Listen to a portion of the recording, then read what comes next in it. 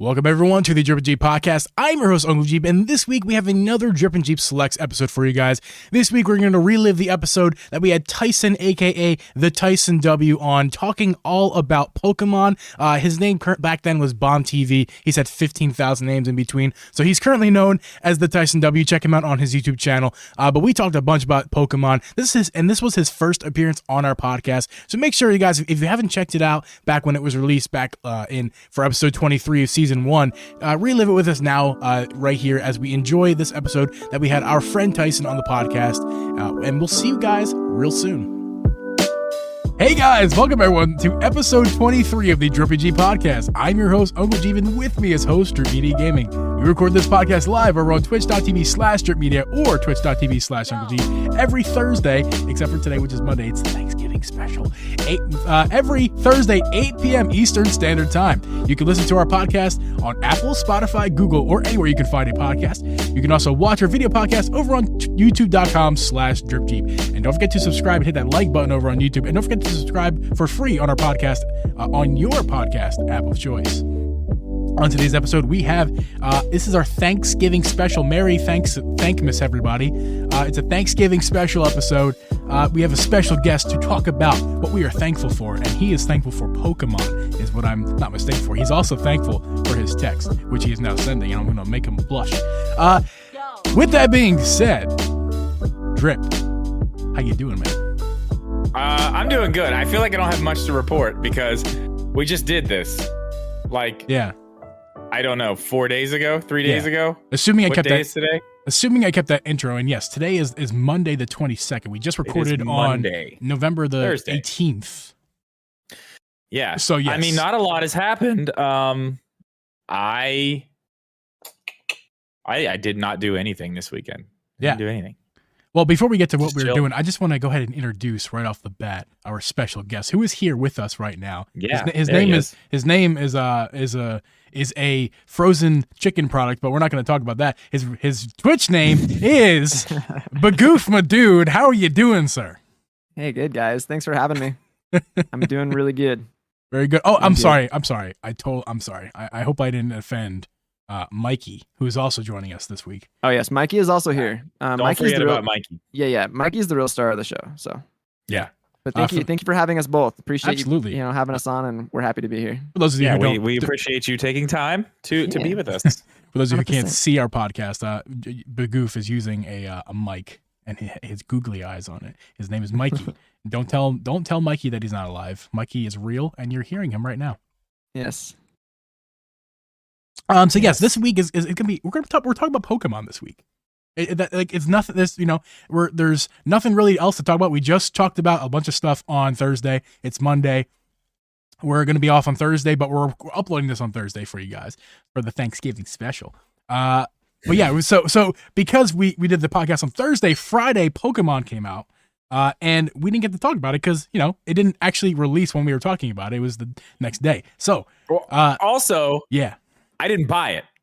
So I wouldn't have talked about it anyway. Hence the reason we have a special guest. Not this side, that side. So we're going to frame this as, Drip, first off, didn't even buy the game. Not really too interested. He wants to be convinced. Me, I bought the game. You'll get my opinions in a second, but I'm not traditionally a Pokemon guy. I just, casually played a couple of the games, they're very seldom.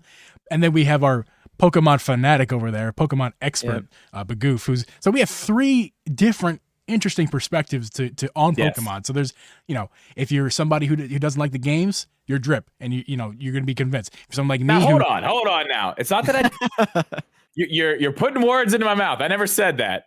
Pokemon fans out there, I never said I didn't like the games. I mean, I have issues with some of them, but you just don't play them. I have played some of them. And did you enjoy your time? We'll get into that. It's a mixed bag. It is a mixed bag sometimes, though. Well, I mean, as is life. Well, I want to get into that, but first, let's just talk about our weeks real fast, even though our weeks haven't been a week. Our weekends. Let's ask Bagoof, because he's our guest. Bagoof. How was your week? How have you been since the last time you've been on our podcast? You're actually, technically speaking, our second returning guest. How you feeling, man? Dude, I'm good, man. Like I'm super excited to be here. Started the Nuzlocke on the Twitch today, which, it was a lot of fun. There was so much hype today, guys, like so much support from a lot of the viewers and stuff. So, dude, to be honest, like, my birthday is this week. Thanksgiving's this week. There's a ton of stuff to look forward to. Happy I've been birthday. looking forward to it. Yes, thank you. But yeah, I've been looking forward to this week for months. After we, talked about having me on again. And so there's just, for me, I've been looking forward to this for a long time. And so I'm fantastic, man. Just happy to be here and happy to be streaming again and ready for birthday and holiday. So, Hey, man. Yeah. For sure. Drip, I know it's been not too long, but how you doing? Yeah, I didn't do anything this weekend. You know what I did this weekend? I tried to teach my children that I am not their maid.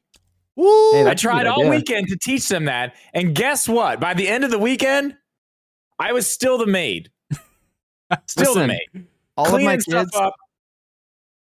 All of my kids are older than yours. I got news for you. They will never learn. And you know what? So listen, I did do something. So check this out. Yesterday, I had to go shoot this commercial building. Like I shot it as it was being built. So it was like, kind of like the pre-planning stage to try to get people to come in. Now it's built. All the rooms are done on the second 2 floors. And like, it's really nice. There's like really cool ceiling. Like it's really, really nice in there. But I got to go back and shoot it. And I had my mom come up here. And she just chilled with the kids while I went and shot real quick. It only takes like an hour to do these things. The house I'm not going to say it was like spotless when I left, but it was presentable. I come back and it looked like a hurricane had come through my entire house. I'm like, no. Oh, no. No. I was like, Mom, like, what were you, what, how? She's just like, okay, see ya. I'm like, thanks, Mom. Bye. Thanks. And I was like, guess what, Wow. kids? Now we're the clean team. We're about to clean this whole place. Oh, man, I had a team of pissed off little girls just stomping around my house yesterday evening. It was quite hilarious. But I was like, if you think I'm gonna clean all this up myself, you've got another thing coming here, children. We're gonna do it together. It's gonna be teamwork, and it's gonna be so much fun. And you're gonna love it. Yeah, they did not love it. It was not fun. But that was pretty much the only eventful thing that really happened this weekend. What was the tornado made of? What did they throw around your house? Dress up clothes. They got every single board game out of the closet, including Jenga. So, oh man, yeah. Did they even play them, or they just like play with them? No, they for play a Jenga second? till it falls down, then they're done. They got Candyland out, which whatever, that's fine, but it's still out. All the pieces are laying around. They have this other thing. It's like a tree, and then Olaf is inside the tree, and you do the little spinner. Yeah. It's kind of like, and then if you land on a snowflake, you got to put one on the tree, right? Yeah. And the weight of the snowflakes eventually makes the tree open, and Olaf pops out. Whoever gets it to, whoever gets him to pop out wins. So, when it goes open, all the things go everywhere. So those were, it was literally everything that was in the upstairs of my house that I don't own, that's theirs. It was all over the floor. Yeah. And oh my God. Oh my goodness. It was walking in. I was just like, But Goof is a married man with kids. You have kids. Me, not married, no kids. But I do have Abby, which is, and she could be a walking tornado sometimes. And let me tell you something. She's gonna hate me for saying that, but she knows it's true, and she'll agree with me. It happens. Also, but Mrs. Bagoof is in the house now. She's in the background. Hi, Mrs. Bagoof. Yes. Hi. Hi, how are you? Geeb says hi, Mrs. Madood. Yes. She's waving. Hi, Mrs. Bagoof. Is it Mrs. Madood? What does she prefer? Either's fine. Oh, Do you prefer? okay. What do you prefer, Mrs. Madood? yeah, let's get down to the bottom of this for once and for all. Oh my God! Everybody must know. Is it Mrs. Bagoof or is it Mrs. Madood? She goes like this.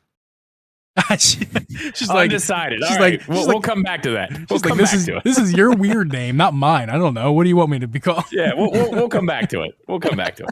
Give her some time to think about it. We put her on the spot. Yeah. So I've been teasing Drip and Bagoof over here for a minute here about I have a gag here.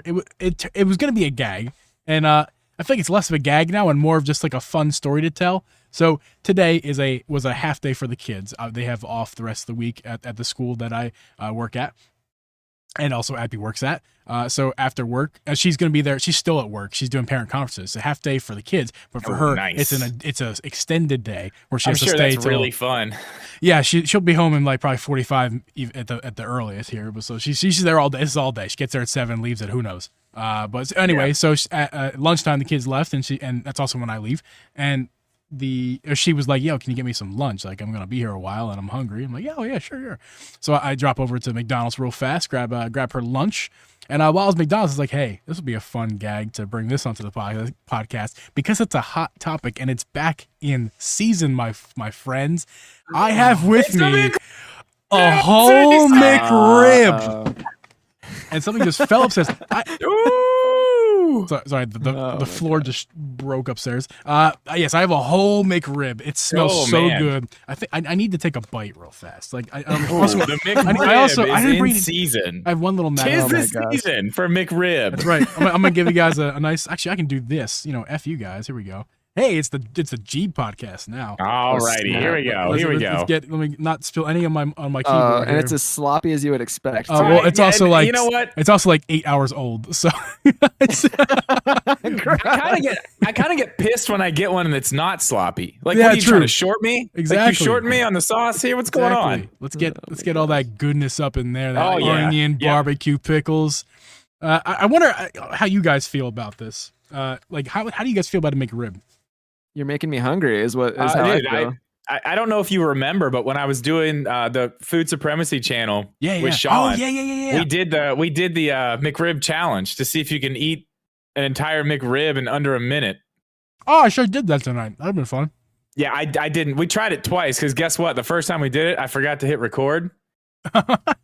And Sean actually did it. He actually did it. I was not even close. Not even close. But it wasn't recorded, so I just told everybody I did it, and Sean had a whole bunch of trouble. So yeah, so I'm full now. So I've had McRib like maybe once before, twice before. I've never been like interested in all that hype about the McRib. So I did get it. I got it once recently just to try it. Last time it was available, and it's all right. I thought it was actually pretty decent. I was like, this. It's not bad at all. I'm on Team McRib for sure, more than I am. It's mystery meat, man. It's fine. It's yeah, it's kind of pork, kind of not. I don't know. Always in moderation. It's not about the pork. It's about I love onions. I could take a bite of an onion. Like, dude, I will dip an onion in mayonnaise and just eat it. Like, dude, ew. I don't know if I would dip it in mayonnaise, but like, dude, that's insane. Yeah, that's pretty gross. Sauteed onions are really good though. Like sauteed caramelized onions, but dude, like on stuff. Yeah. I don't know if I just eat an onion, but yeah, onions on things. That's a piece of flavor. That's a piece of the flavor puzzle you need. Yeah. On my burgers, I typically prefer like no lettuce. I prefer like extra onion. Like, give me like a half an onion slice, like a half an onion on a burger. If you've got like onion rings on your burger, right? Like if you've got enough of them, it's almost like more crunchy, flavorful lettuce, right? If you've got enough of it, I agree. Onion rings? Are you talking about? You mean the rings of the onion, right? Yeah, just like the rings, right? If it's like if you just pile on because it's raw, right? I mean just raw onion ring, but yeah, you just pile it on there. It's like better flavorful lettuce. Like, exactly. That's too much. Okay, no. You guys, I'm out on this. No, man, no. But Goof and we're on the same page here. Listen, onion is a piece of the flavor puzzle. You can't have too many of the same pieces or the puzzle won't fit together correctly. It's a balanced thing. Each piece is Excuse important. me, what is so balanced about lettuce? It gives you that crunch, man. And I guess you can get it from onions, but if you have too much onion, you got too much onion flavor. Nah, I think what it's if you overpowering everything? What if you like extra onion it's too flavor? Much. You can't just. That's almost as bad as Geeb saying he wants to bite into an onion and dip it in mayonnaise. Dude, I would not do that. That's another level. Yeah, I've never done it. Another level. I've never done it, but I mean, I'm interested. I've never done it, but I'm like, oh man. Once again, we've got our three tiers. It seems like the last time I came on, right? We had the realist or whatever, but we've got our three tiers of individual, right? Always, we've got like the middle ground. We got the onion extremist over there with his onions, and then we got like the onion no wayist, right? Yes, though. I just want regular amounts of onion, like 2 or 3 little circles. Like, you know what I mean? Like that's not enough. 2 or 3 little ones. That's never enough for enough. me. I've never been enough. That's enough. And there's a lot of onion on here, which is, I mean, there's a lot of onion on here. I mean, let me get back in here real fast. So, I mean, like, there's a lot. I don't know if I got a good picture last time. There's a lot of onion on this. Like, dude, it smells of onion, and it's 8 hours old. That's how you know it's a lot of onion. Yeah, like, there's a lot of onion. That looks legit. I mean, okay, but I'd probably pull a couple of those off. Oh, you baby! I probably would. You baby! It's a little too much. No, never. Anyway, so my weird gag is a success, but that's not all, because that was supposed to be all, but that's not all. So, you know, grabbing her lunch today, they're letting this McDonald's is what, a half block away from the school, and it's dismissal time at this point. So it's also lunch hour in the area, in the town of the town of. It's Wakanda. very, very crowded at this McDonald's. This is not the town. This is not the town I live in, but it's real close. It's the town of Wakanda. Wakanda forever, not spelled like that. Fun fact: people are very confused about Wakanda and Wakanda when they hear about Wakanda. Figure that sentence out. Hold on, it's the town of Wakanda. So you can get in. You know where it's at. I know. I basically live here. Here, as in like, okay. So I actually can't come to visit you because I won't be able to find it because it's a hidden. City. You ride with me. I live. You can find it if you know somebody who lives there. Okay, I guess, if you're riding with Black Panther, like outside, you can meet me outside. If you're riding with Black Panther, I'll leave the truck. We'll park the truck and then we'll drive in together. Yeah. I mean, if you leave a Black Panther, if you're trying to get there with Black Panther, it's not like, oh, where are we at, man? It's like he's gonna find it for you. He lives there. The same with me. I'm gonna get you there. Anyway, it's lunch hour in Wakanda. You know, they got to eat their whatever they eat in Wakanda. But we're at McDonald's, so crazy, man. The area is busy, is what I'm trying to say here. And there's 2 little entrances. I'll try to draw this picture for you. There's like an entrance north, and there's an entrance on the east side. So I'm coming up the east side, and there's another guy coming in on the north side, and the way the drive-through area is closer to the north side. So here we go. I'm first on the east side, driving up the east side. And here comes a car coming into the north side, right where I'm coming in. I'm first, but the way it works is he's kind of closer to the line, even though I'm in the line. If that makes any sense, because of the way where it is. So for him, he has 2 choices. He can either drive in front of me or wait to see what I'm going to do. And usually people just drive in front of you because they're jerks and they don't care about getting their car hit because they want the McDonald's immediately and they want to be first in line before you, for sure. Or you can be. And that's also my choices too. I can do the same thing. I can either drive in front of him. It's my right of way. I'm already in line, but he's basically closer than me. But I'm already in line. He's supposed to get behind me. So what I decided to do to prevent, I've been to this McDonald's a few times. I decided to prevent this. I'm like, I just stopped. Go ahead. I think I just gave him like a. I'm not really like a too much of a hand waver. I'm more like it's time. You may. A head nod. And I just kind of gave him the head nod, and he was like, he was kind of surprised. He was just like, oh, like, thanks, man. Yeah, dude, that's usually a place where it's like this could be, people could be getting out of the cars here. Like, yeah, this exactly. could be an issue. Exactly. Like you're talking about lunchtime. Mm-hmm. McRib. Hangry people, plus the McRib's back. Exactly. I mean, that's danger. And I mean, don't forget, it's Wakanda. It's dangerous over there too. They're throwing spears and shit at you. Like, I'm telling you, dude. Yes, they have weapons. They have armored rhinos there. But exactly. So, I mean, like Thor could come out at any second. You have no idea. There's lots going on there. So I let him. There were alien attacks. I saw it once in a movie. I know. Totally. It's for real. Happened. And actually, I was here. It happened. I didn't know you lived there, man. This is news to me. So so he goes through his line, gets his order. I go through mine, and I grabbed Abby's lunch, but then I grabbed a few extras. I was like, okay, I'm kind of hungry too. I'll grab some chicken nuggies and McRib. That's what it'll be. Well, I saved the McRib for this, obviously, as you can see. But I got the chicken nuggies for lunch, and I get to I ordered. I get to the window, and she's like, hey man, you're the guy who ordered this. I'm like, yeah. And I'm handing her my card, and she's not taking it. And I'm like, and then she's like, your meal was paid for by the gentleman in front of you. He said to have a blessed day. Nice. I was like, I mean, I didn't actually do that. I'm just kind of like I did one of these. Faith in humanity restored. Yeah, man. Great story. I'm glad you told that story. Yeah, it literally could have been you guys fist fighting out of hunger, but it actually ended up being him buying your meal as a gentlemanly gesture of kindness and gratitude. Exactly. Because awesome. and I'm actually like pat myself in the back because like I pat him on the back as well. That's very generous. But like I refuse to be the guy who's like I need to be first, and like people risk getting into little mini accidents for no reason for a fucking sandwich. Like, can we just grow? But it's a McRib. It's not a sandwich. It's a McRib. Really quick, Tiger System. Thank you for the raid. Appreciate it. Hey, thank you, Tiger. So can we all agree that the McRib is really what we need, right, in this world right now? It just unites all of us. That's it. Just the McRib. 100%. We just seen it. It was real. It happened to me, folks. Yeah. So that's my story, and I'm gonna continue to eat this McRib throughout the podcast. So I'm sorry, audio listeners, you're going to listen to my mouth sounds. Speaking of consuming, you want to go? You want to say something? Yeah, I was going to say what you were going to say. It's time for the beer of the week.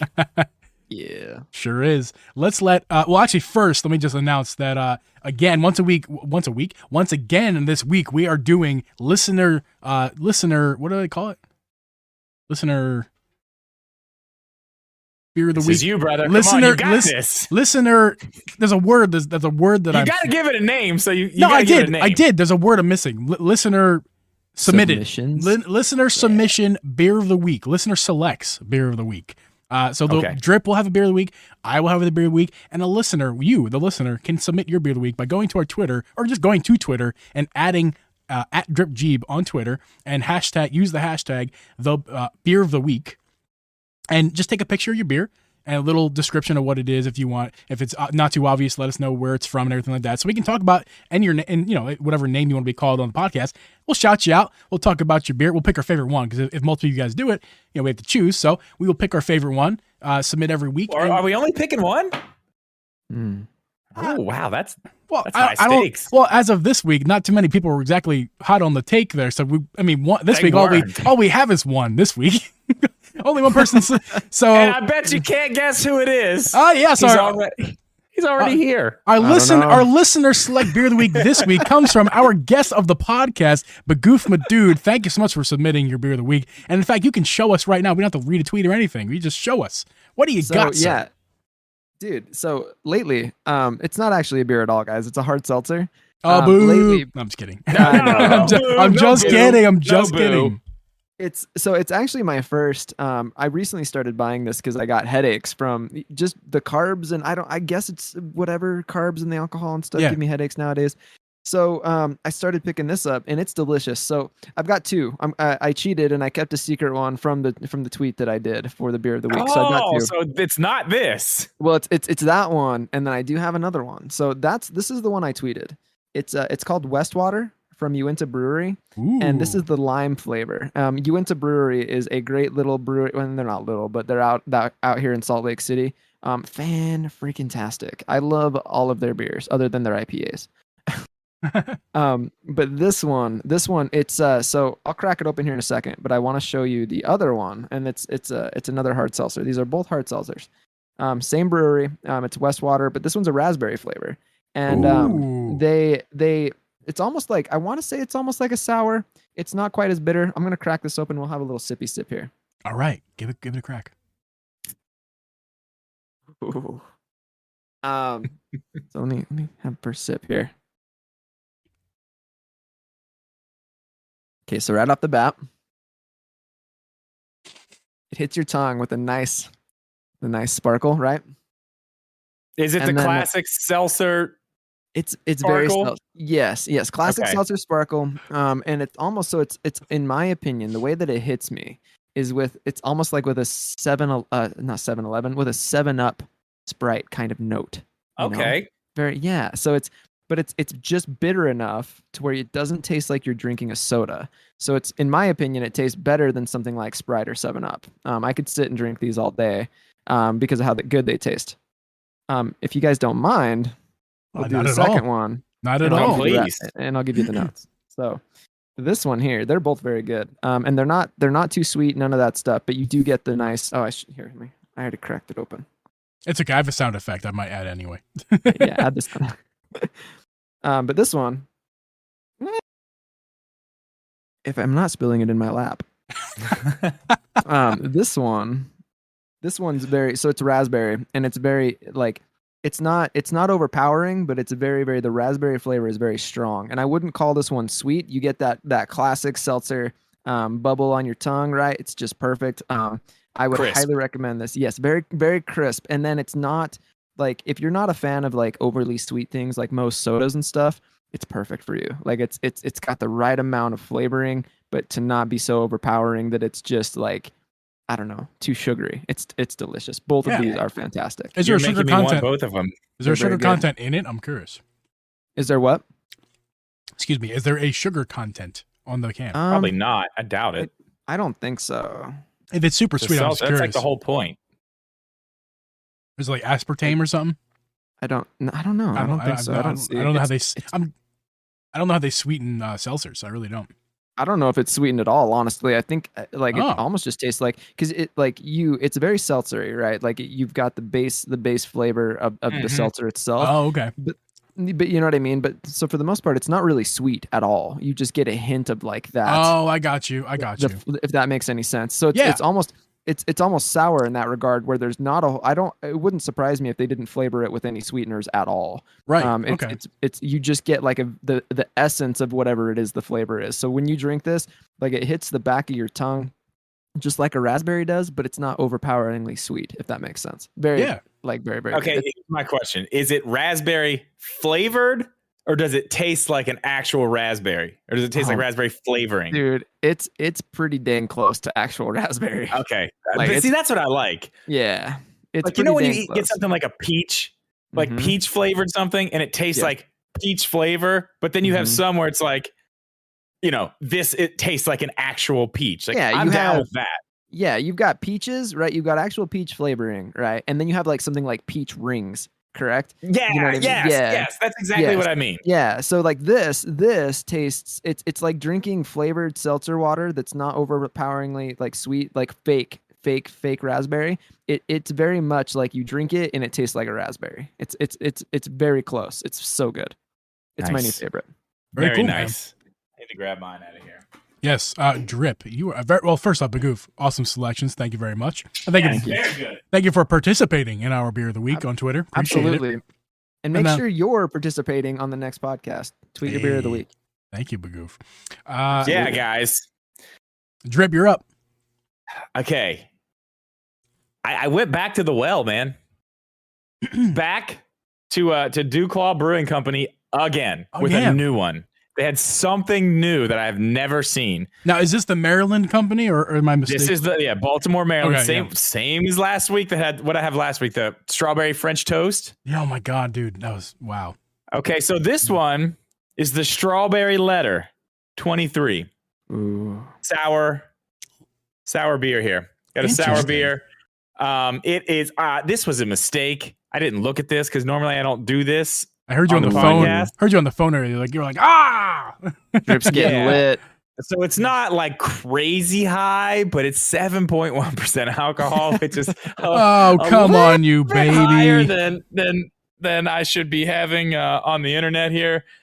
It says it's sealed with a kiss. The strawberry letter is. What else do we got here? I saw a little thing here. So we're looking at some fresh strawberries in here. Very good, very good. Sounds good already. That's pretty much it. It's just a bunch of fancy words around fresh strawberries. So I'm guessing this is just a strawberry sour. That sounds amazing. Everything this brewery has is fire. Yeah, all of it. Like, I have not had anything from them that I was like, oh, this kind of sucks, except the one, but that's just because it was not what I thought it was going to be. The glitter? It was supposed to be like a pumpkin flavored beer, and it ended up tasting like Oktoberfest, which that's not pumpkin flavored. They said it was pumpkin flavored. So I don't know. I mean, I'm sure this is going to be good. Let's give it a sip. It doesn't like strawberry. Oh, wow. Smells like I mean, it smells like strawberry, straight up, like a strawberry. Ooh.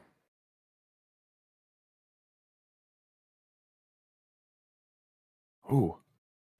It's 7.1. That's for damn sure. That's a good. Well, you're drinking Busch Lights all the time. When you drink a real beer, you're like, oh. Okay. Just like we were just discussing, is it strawberry flavored or does it taste like a strawberry? Yeah. I would say this one actually leans closer to strawberry flavored, but it's also got that sour mixed in there with it, which kind of brings it back to that real, you know what I mean? Like when you eat a strawberry like that, how it kind of has that sour. It's got a bite. Yeah. Yeah. It's got that bite with the sour. So the flavoring is they kind of mix somewhere in the middle there. And it's, it almost tastes like a strawberry. Like, this is hard to explain. It's kind of like a strawberry, a carbonated strawberry smoothie. Kind of what this tastes like. Okay. But here it for it. leans That sounds towards really good. strawberry flavoring, not towards strawberry natural. Yeah, it's closer to flavoring than it is actual natural strawberries. But like I said, the sour kind of brings it back the other way. Right. It's very good. I mean, again, if I was choosing, do I want strawberry flavor? Do I want, actual strawberry? I'm picking actual strawberry. But this is pretty good. I'm not complaining. I need to be very easy with this though. You've got me curious. So on a scale, if you had to rate it like on a scale of like 1 to 10, where does it fall? I mean, we don't usually do ratings because we don't really want to, all these beers are pretty much good. I know. Unless they're it's really really bad. good. I mean, it's an I'm invested. That's why. 7.8. That's good. Ooh, that's a great rating. That's good. Yeah. Just out of my own curiosity. Almost. It's up there. The It's rating up is there, almost yeah. as high as the alcohol content. Yeah, you know what? I'll give it. We'll drop it down. I'll give it a 7.1. Oh, okay. Should have said anything. just to keep You're it reminded of the alcohol content. Yeah, we'll yeah. It gets docked a little bit for that. I'd like it to be a little bit lower. I don't need my beers to be high alcohol content. I just don't need that. Oh, me either. But what I find is looking for more of the, we'll just call it exotic beers I have recently. A lot of them, most of them, very high in content. Yeah, I will say this. The one I wanted to buy, oh my God. I don't even know what flavor. I have no idea what it was. The logo alone, I was like, oh, I have to get this. The logo, it's like an album. It was from Rogue, but it was like a wrestler jumping off the top rope, right? And he was doing an elbow drop, but he had like long white hair and a Santa beard and a Santa hat. So it was supposed to be Santa. Like, it was some Christmas flavor. It was probably some spiced something or other, but I was like, oh my God, that's it. But it was like 10% alcohol. I was like, nah. And it was they were big cans. I was like, no, let's not do that. Let's not do that. It's kind of like looking for an album. Like the artwork kind of gets you and you're like, that's what draws you in. Then you kind of look farther and it's like, yeah, I need this. Yeah. But yeah, this one's pretty good. What do you got, Geeb? Well, it's not a Miller Lite, which is what I've been drinking in pregame with to get down this delicious McRib. But what I have for you is a beer that I first had on my vacation out east. Speaking of which, and it's the beer that put me to. My brother gave it to me. It's the beer that put me to sleep. I know what it is. Do you remember? I had it. I'm Okay. excited for this. And I was super excited to find this beer at this store I was telling you about, like 30 minutes away from me. And then I text my brother, like, look, I'm going to be drinking all the beer of the week. I am drinking from the Humble Forager, I assume that's their name because that's the logo and the name, brewing company, Enchanted Island. My camera. Okay, wait, this isn't the one I had. Okay. I mean, there's lots of things to read. I want to read them. So it's an Imperial Tiki Sour Ale, pineapple passion fruit, Caracara orange, cherry, almond, molasses. All flavorings in this beer. Wow. And then there's a little thing in the back here. Inspired by, this is the Humble Forager Brewing Company. Inspired by Hawaiian Mai Tai cocktail, this sour ale is bursting with tropical fruit tones and held together with a touch of almond and sweetened with a black strap molasses. This spritzy sour ale is a cocktail in a can. To get, and then their website back here. Yes, humbleforagerbrewery.com is their website. So yeah, that was actually a description about the beer. So I'm glad I read that. Yeah. Let's get into it. I've had 3 of them already. This is the last one, so I don't have 2 of them. Although it's a good thing I don't have 2 of them because I'm not doing that again like I did on the last podcast. Was it the last podcast? The podcast before? I can't remember. Did you already? What was the That alcohol was, content? it was on Thursday. I did not say it yet. On Thursday, I drank 2 of them. They were 8.2 or 3. It was high last week. This one is I forget. I just lost it, but it's 7 point something, maybe 7.0. It's up there. Yeah. Oh, no, I'm sorry. It's 9. Ooh. It's 9. Somebody's Yikes. going hard tonight. Okay, That's what I'm saying. One I'm is drinking fine. one of these. I'm one of these, and I'm going back to Bush. Like I'm not. Before the podcast, I chugged a water. I have another water, and this is a light beer. Come on, this is going to help get you less buzzed. Drank the Miller Lite, the McRib. Guy over here. Got the Tough McRib guy. in my stomach. Last week I was on an empty stomach, as well, no water, and had 2 of them. This week it's just one, not an empty stomach. Got plenty of water. You'll be all right. I'll be all right. So here we go. Enchanted Island. Just spills everywhere on my desk. I hate when that happens. That's what happened to me. Let me do the goof. You got the impression down on drip with T. I love it. Thank you. It makes me laugh. Like, Thank you. that's spilling my fingers. I know. So what hit you first? So I tasted this and smelled it the last time. I guess it must be the combination of things. It smells like grapefruit. Mm. See, I'm good with that. I'm good I'm with invested. I'm Maybe- that. invested. I like grape. I'm one of the few people I know that's like, yes, give me a grape. I will just eat a grapefruit. Maybe Oh, when you mix all these things together, particularly maybe the pineapple, passion fruit, and like cherry, almond, maybe that just makes grapefruit. I don't know. But I can't, maybe, actually, maybe it's the orange. The orange kind of gives it the grapefruitiness. Cara orange. I never had that before. Maybe that's a grapefruit. Car is very good. Never had it, but I have never had it either. Sounds very Good. tropical. I've drank it many times. It's very delicious. I've never eaten one, but I've All right. had it in liquid form several The times. so the almond notes are coming through in my nose. I get some almond. Let's take a sip. So smooth. A bit of bitterness on the sides of your tongue. Sweetness on the front. Sweetness in the back. This is like, if I was at a tiki bar, like this, and out of a coconut, I want this. Ooh, okay, it's that. Okay, you're yeah. Give It me those is- fruits again. Give me those fruits again. We got pineapple, passion fruit, cara orange, cherry almond. So it's one. It's not. There's. Oh, I'm sorry. There is a comma. Cherry, almond, and I molasses. was gonna say I don't know if okay. There you go. I'm a dyslexic. I have a hard time reading. Yeah, you got it. You're fine. You're totally fine. Yeah, this is an absolute delight. There is nothing wrong with this. And this beer, let me tell the story real fast. My brother gave it to me. I was on vacation, super relaxed. He's like, yo, try this beer. It's delicious. I drank it, took like 3 sips, and boy, that was the best nap I had on vacation, let me tell you. And I woke up and drank the rest. Nice. Warm. But man, it was, This is warm, but it still tastes yeah. amazing. Oh man, so good, so good. I want to drink more, but I feel like we need to get on with it. We're talking about Pokemon this week. And Yeah. Pokemon Pokemon Brilliant, what's it called? Brilliant Diamond and Shining Pearl, as I belch from my McRib and my beer. Pokemon Brilliant Diamond and Shining Pearl came out on Friday. It is now Monday, and I think Bagoof and I have got a chance to play it, and Drip has decided he's not going to play it. So, I've watched it. I've watched it. I guess what? I watched Bob Wolf play it like Thursday night late, like I guess Friday morning. And even watching that, I was like, meh, I don't know. And then I watched you play some today, Bagoof. I saw that, which I was more interested there because you were making this game that I don't quite understand, but I like it. Let's just, before you guys even get into your thoughts on this, I just want, with me not buying it, I just want to say this. Here's my reasoning, okay? And you guys can go tell me why I'm wrong. I watched Bob Wolf play that, and he was playing from the beginning of the game, okay? I played Let's Go Eevee.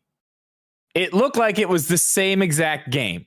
You go here, you talk to this person, you do this. You go and you talk to this guy. They give you the Pokeball. You pick the Pokemon. I was like, I've played this game. I've played this. So even right there, I was kind of like, I don't know. I just don't know if I need this. So tell me why I'm wrong. A goof. So, yeah. So the funniest thing about that is you want me to tell you why you're wrong, and the I'm not going to, because that's the formula, dude. Like, that's what it is.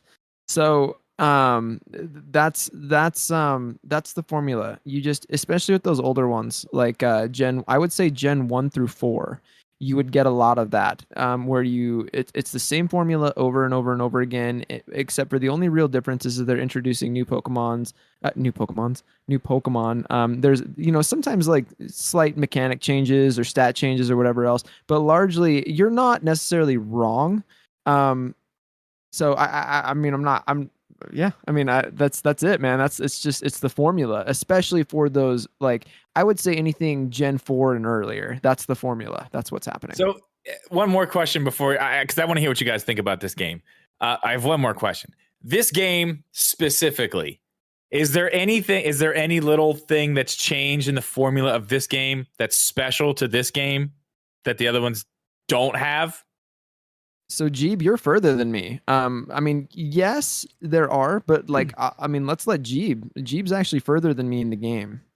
I am further. I'm also less experienced in Pokemon and couldn't tell you exactly the formula of the games. From what I understand about Pokemon and how far I am, and basically just my knowledge of Pokemon, it seems like the formula is exactly the same to other games. I actually mentioned that to you. I mentioned it to Abby. I don't know if I mentioned it to you yet, Bagoof. Or Drip for that matter. It feels like to me that I agree with Drip. Now I disagree with how he feels, or how I feel about it. Like, my opinions about how I feel about the formula is different than his. But as far as his assessment, I assess it the same way. It is, you go here, you talk to this person, they gave you something, you go run this way, you get a cutscene. Here's like, go pick your Pokemon, and you get this, run this way, enter this house. Sorry, my computer just made sounds, making sure that my audio is still fine. You guys can still hear me? It's fine. Yep. Okay, we can hear you. Yep, you're still recording? Yes? Okay, good. So yeah, the formula is roughly the same. Roughly, I think it's exactly the same. And it's kind of, to me, it's, like you said, Drip, let's go Pikachu and Eevee. I played Eevee. It's the same game, roughly, but it's better in every way. I have a list of certain things here. Everything about the game is better. Now, you got to remember, Drip, that this is not a new game. So they're remakes.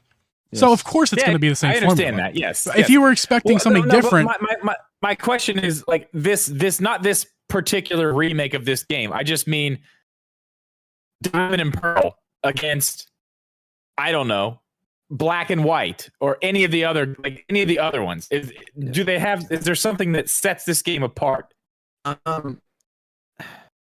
Like, that's difficult for me, because if we're talking Black and White specifically, no. Black and White and Gen 5 is the epitome of Pokemon for me. So if you want to know what I believe to be the best Pokemon games in existence, it's going to be anything from Gen 5.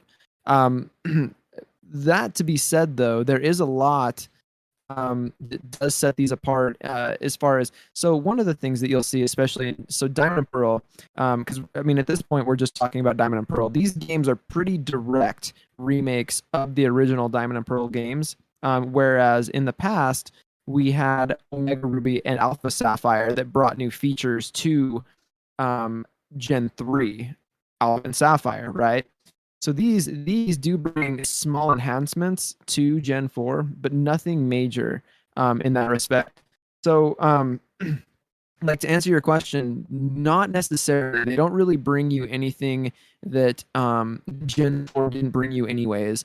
But I will say that there's some of the most interesting Pokemon to date exist in Gen 4. You have evolutions from Pokemon that already existed in previous generations, One or a couple that come to mind. Sorry, guys, I'm belching because of the beer. Yeah, same deal here, That's dude. hey, it's fine. That's a regular thing on this podcast. Have you listened to our So- podcast before? Yeah. I'm trying to hold it. I'm trying to hold it back.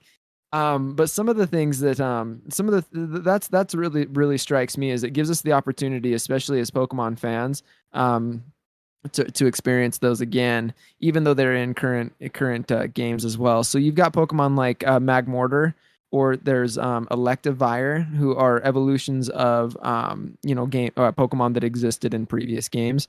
And it's just the feel, you know what I mean? That's what I would kind of go back to. There's enough in this game to entice new players. But really, honestly, like, this is a game, in my opinion, for the diehard. This is a game. This isn't like Let's Go Pikachu and Eevee. This isn't like Let's Go Pikachu and Eevee. They fully admitted, and it's not even an admission. Their goal with that game was that they wanted to attract new people by including elements from Pokemon Go. Me. Yep. And that's the thing, and that's why from my understanding, it worked for you a little bit, correct? Yeah, I honestly enjoyed Let's Go. Yeah. Alex from Switch Corner is in the chat saying Let's Go was a bad representation of the series. Yes. Maybe it is, but I still kind of liked it.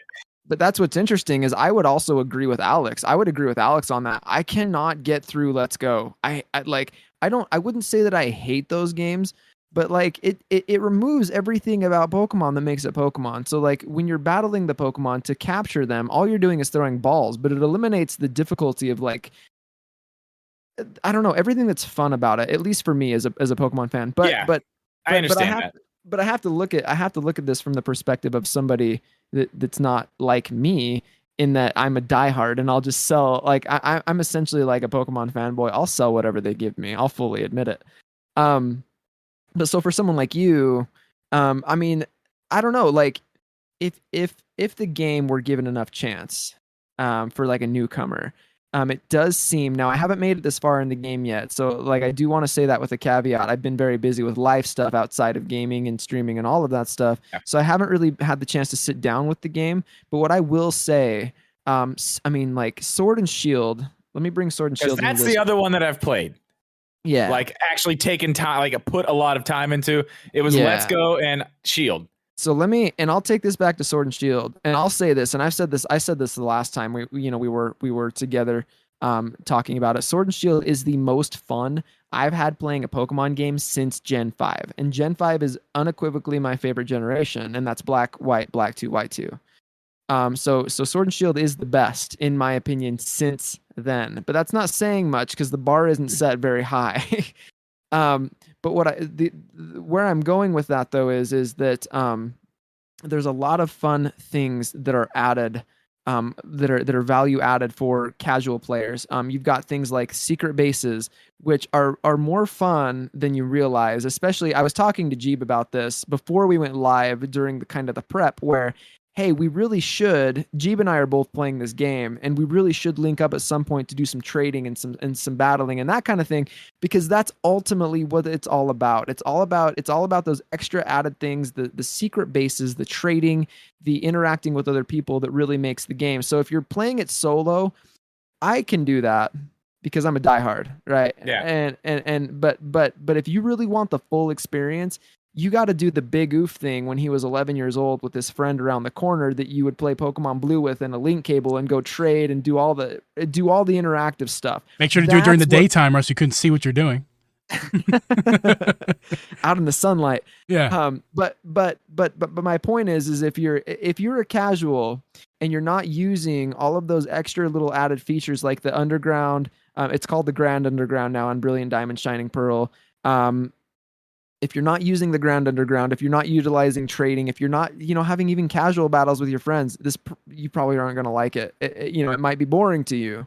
But those things, those things are the things that sell even me on the game at this point, as a nostalgia, someone that's looking for like a nostalgia trip.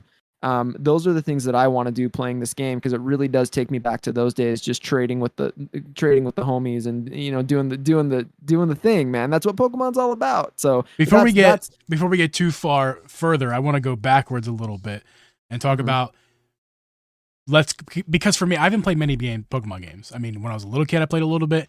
I've watched the TV shows. That's where my love for Pokemon comes. It's from the TV shows. Catch 'em all, Pokemon. Yeah. I'm not a Pokemon fan in terms of games. I'm a Pokemon fan in terms of Pokemon, the brand. Yes. And the games have never interested me that much until of late. The first game I bought legitimately was Let's Go Eevee.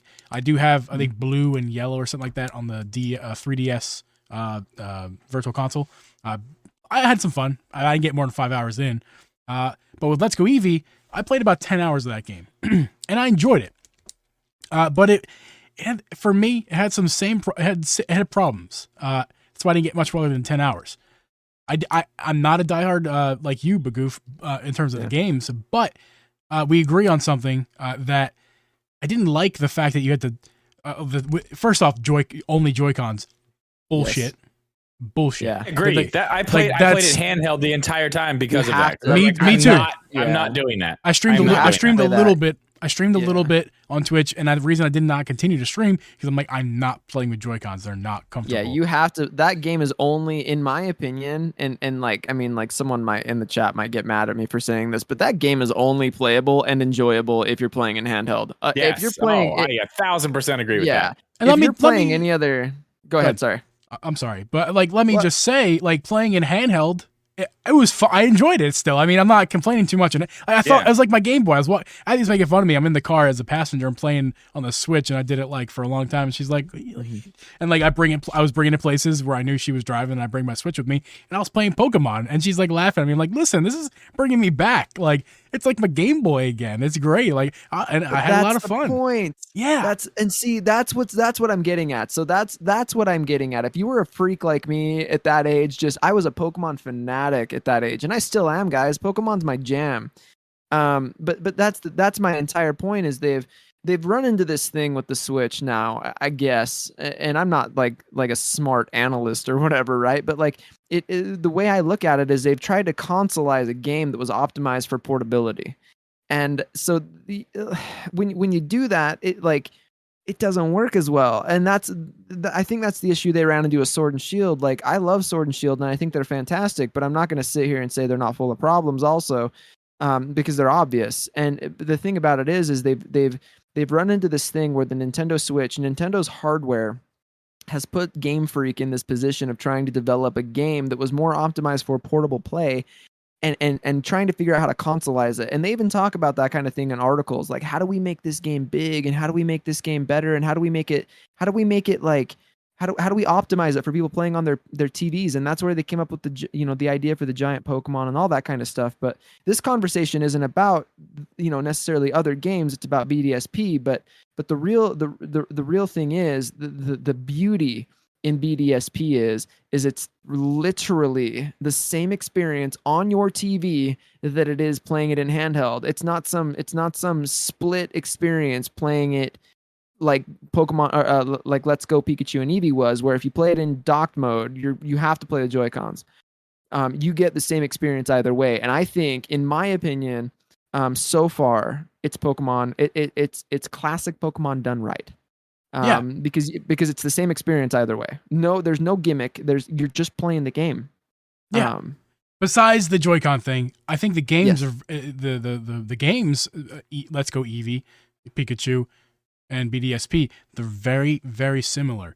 But what they did right was get rid of that whole, like, we need to shake your Joy-Con and toss it. But before Drip, but like also things that bother me about Let's Go Pikachu and Eevee was they're kind of like things that maybe Bagoof wouldn't even think twice about, but someone like me, it's like, who's not a big fan, it's like, this is dumb.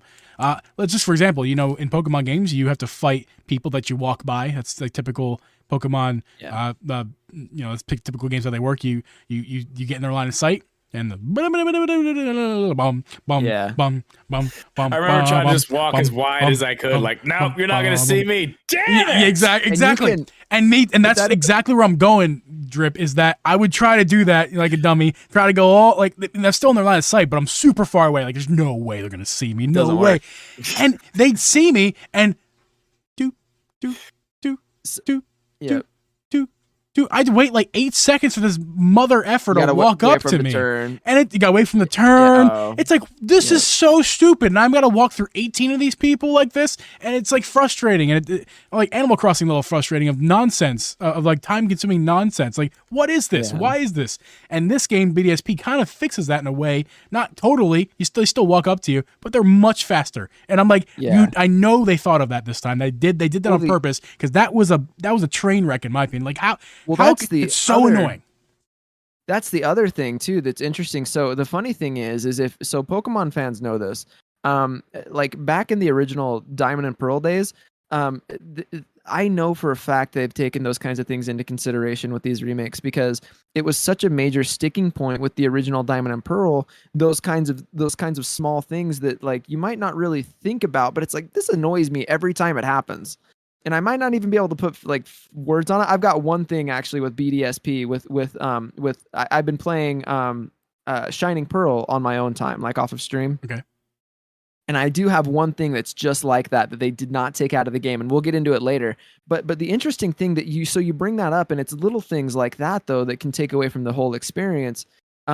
So back in the day when Diamond and Pearl were originally a thing, if you guys look it up, one of the things that was fans like major complaints about the game was if you took a ton of damage, your HP bar would just deplete super slowly. Yeah. It took forever. And they didn't. Like it one hit, but then you have to watch it just. Yes. Yeah, that's annoying. It took forever. So they actually fixed it. So back then, that was before they were like patching games, right? So like, they probably had the ability to patch that cartridge, I would imagine, but they didn't. And so what they did, the way they patched it was essentially with Pokemon Platinum.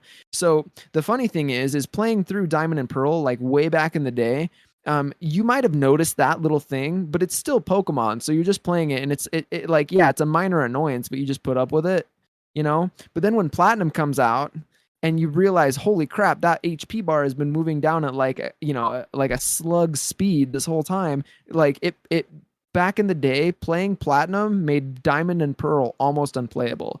So it is important to have those kinds of fixes, kind of like Geeb says, over. And I think they did. I think they took over Let's Go Pikachu and Eevee. Like if you liked Let's Go Pikachu and Eevee, I genuinely think that you'll like this game.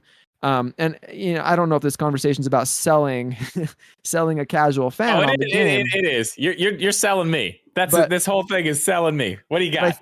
I mean, would you agree, Geeb? Like, would you agree with that? Like, if you liked Let's Go Pikachu and Eevee, you are going to love this game. 1,000%. 1,000%. Really? And yes. I have reasons why. This is kind of the meat of what I wanted to talk about. Why, if you're a fan of Let's Go Eevee, I am.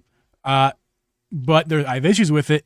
You need to buy this game. That's why I'm so surprised you didn't want to buy this game, because I knew you kind of liked it, kind of like me, where I kind of liked it, kind of didn't. I could take it or leave it. This game is an upgrade in every way. Another thing to go off of like the little patches, if you will, from the previous games. Another thing that bothered me about Let's Go Eevee and Pikachu is that when you were in like those, I'll just call them cutscenes for what it's worth. The dialogue takes over and you just kind of press A over and over and read. Mm-hmm.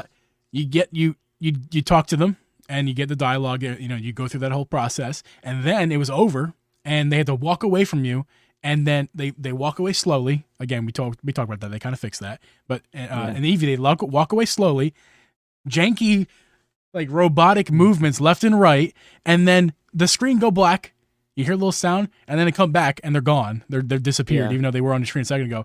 I'm like, we're playing. This is a game that came out, recently in this day and age, and that's the effort they put into it. I think that's really Pokemon, that is not. I was gonna say that's the whole thing. I did my video on Sword and Shield, like one of the things I said, like I go to this tree, I shake this tree, shit falls out of it, and then it just goes through the ground. It's not on the ground. It's gone. It just went through the ground. Why? Why? Yeah. I can pick it up in Animal Crossing. Why can't I pick it up in Pokemon? That is it's funny. It's funny, like talking to, so, I think the last time and in conversation, sorry, I didn't mean to interrupt, by the way, but so in conversations that we've talked about Pokemon like this before, it's really funny because those are the small things that like more casual players will notice.